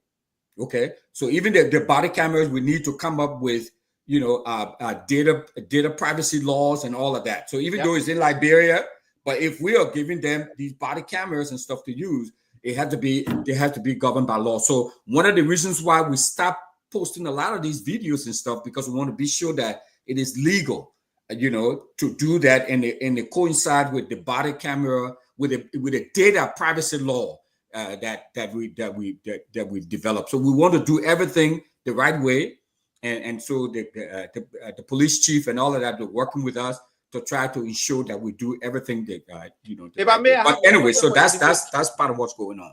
If I may, we can have a much more in-depth conversation about this, but that's part of what's going on. But thank you, man. You're doing a lot. Yeah, and thank you for your service. But here's the one question I also have: are you guys partnering with the Ministry of Transportation so that when individual go get that driver license, it is part of the protocol of acquiring a driver license, where you will be told that when you see a light, blue and red light behind you as a driver, you should pull over, because this is the way that police are, trying to stop you and things of that nature. A collaboration between the police and the Ministry of Transportation and driver licensing, so that people understand that, hey, the police are not here, to harm you, but rather regulating travel free flow. Is that something you guys thinking about? Yeah, so the Liberia National Police and IG Coleman he's in collaboration with the Ministry of Transport and the Ministry of Public Works and the Ministry of Justice. So all of those key stakeholder groups, they have a consortium, and that they all are meeting and they're discussing that. So what I'm involved with, like I think it was Tomalin or Siafa, someone said that is because of the technical assistance that Brooklyn Park is providing, that I negotiated when I was on the city council, and then after I left the city council, we just continue that whole thing. So our and my focus is just being narrow by this whole traffic enforcement to support them in using body cameras. I mean, just imagine if the guy was in. Does the training include ticketing? Yes, so the whole ticketing training there, but all of that, and we also give them some. I've seen a lot of it radar. We give them some radar for speed detection and all of that. So all of these groups have to work into concert. They got one. Huh? Oh yeah, they got some equipment. Yeah, the sensor equipment for the radar. But what do you do now? The Chancellor done highway patrol. People there, by the time the police were behind you, you stop. I mean, do this thing. Yeah, but that's what I'm saying. So we introduce this, gradually. First, I want to ask you publicly. Can you commit that you bring we gotta speak for the police to come here next week to come here, one of them? Yeah. I mean, I would love one to come. I want I think that's a good idea. come on here for the time come on that they already news, but you know can we get come inside one with our traffic. Mr. Go ahead. All right, guys. Thank you very much. It's almost 1 o'clock here, so I appreciate you so much, man. So please be nice to those officers when you see them. I mean, Pape, be nice. You look familiar. They mean no harm. Yeah. Mr. Russell. Yes. You know, I serve on most of the boards and everything else, advisory council. One of the issues that the police state in the United States has is this reputation with their inaction or action with the common man. If you go into the challenged community or something that we call the poor neighborhood, they fear police. They don't have any relationship with police. So what most of the recognized police that are well-funded they are doing now is this thing they call community policing, where they are going into the community and basically allaying some of the fears. They are organizing basketball games, soccer games, baseball games, going to churches, going to, to have to do the community awareness that the police is your friend. Don't call us only when you have a 911 system. We are here to be your friend. So now, like in my community, they have set up a scholarship foundation for minority kids to now become police officers by going to school, going to the academy.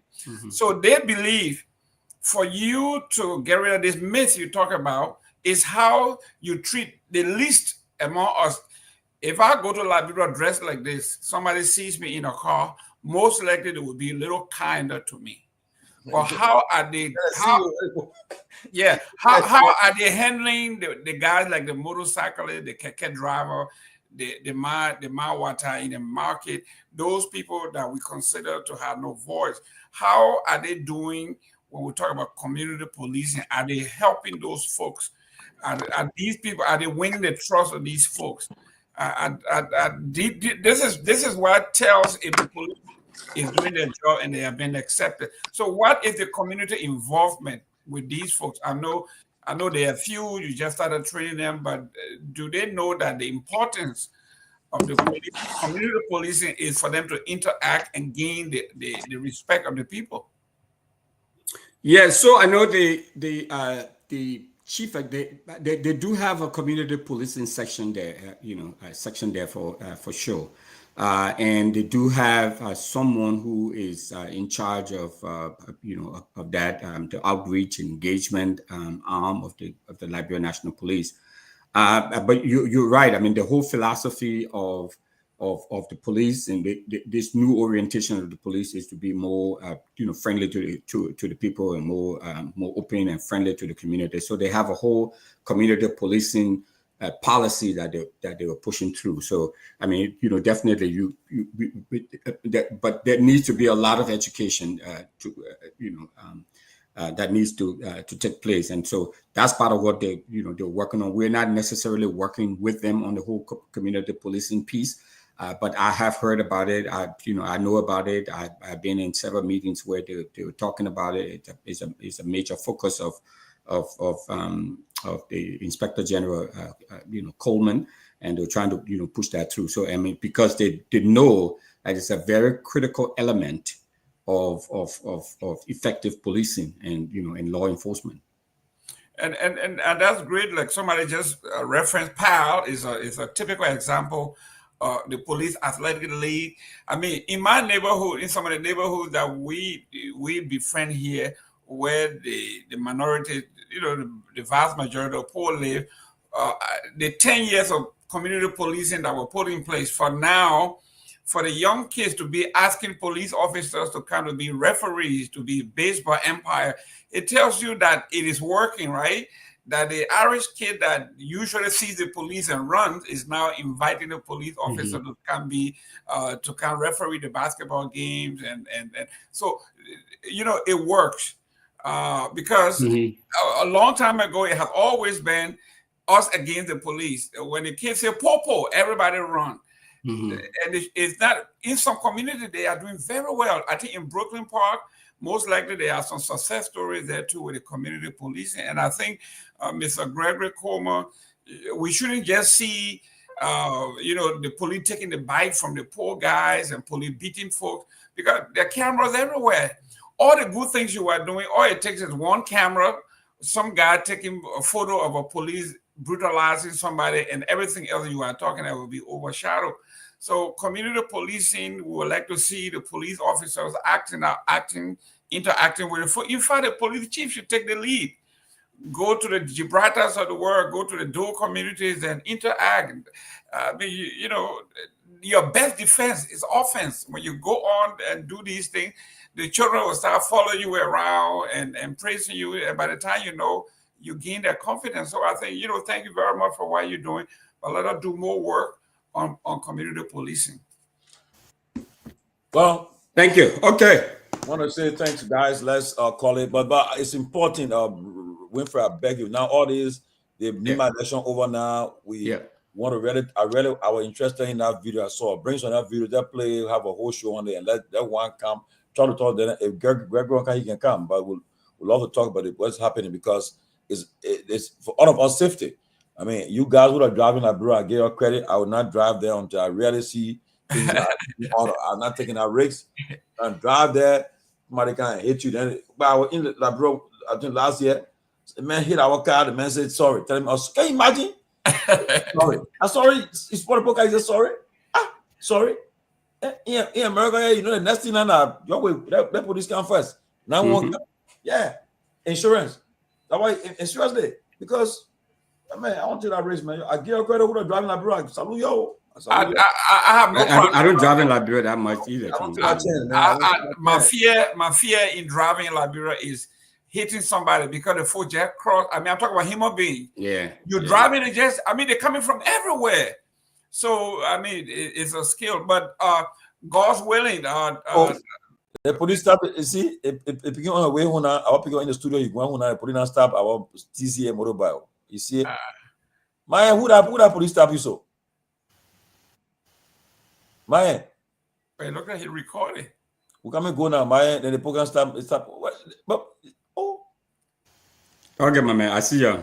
Okay, God's willing. Anthony Kuiwokpa may be here on Monday. All things go well. Mr. Anthony Kuiwokpa will be on our show. He will be our guest. Yeah, very good. And we'll be talking some politics, including NEMA politics. Myean, you hear me? Anyway, I'll call him. Please. Yeah. Look at he's frozen. Yeah, thank you very much, Chief. I spoke to him and he said you're coming back in a few minutes, so we'll confirm. Okay. Yeah, thank you so much. Thank you very much. Great guy. Okay, guys. Okay, man. Thank you. Yeah. Before let me see this. This I want to read this guy's speech. He get a nice speech today. The Burkinabe leader. What a guy's speech, man. That speech was interesting. I love the speech he gave. Man, get a very good speech, powerful speech. I think Okay, what the speech the man gave. Okay, the man get a speech today. Yeah. Yes. The message from His Excellency Ibrahim Traore. I would like to express my gratitude to all the peace-loving, freedom-loving patriots and Pan-Africanists who rallied around the world on Wednesday, April 30th, 2025, to support our commitment and our vision for a new Burkina Faso and a new Africa, free from imperialism and neocolonialism. Your active solidarity and this demonstration of sympathy strengthens our conviction that the fight we are waging for a fairer and more equitable world is justified. We will never bend our backs in the face of adversity. We stand firm until our peoples are truly emancipated. With you, we are certain that victory over the forces of evil is at hand. Together, in solidarity, we will defeat imperialism and neocolonialism for a free, dignified, and sovereign Africa. Wow. Ibrahim Traore. Salute you, man. Thank you, people. That's the ball from Burkina Faso. The whole world rallied around him today. So, guys, thank you. Good night.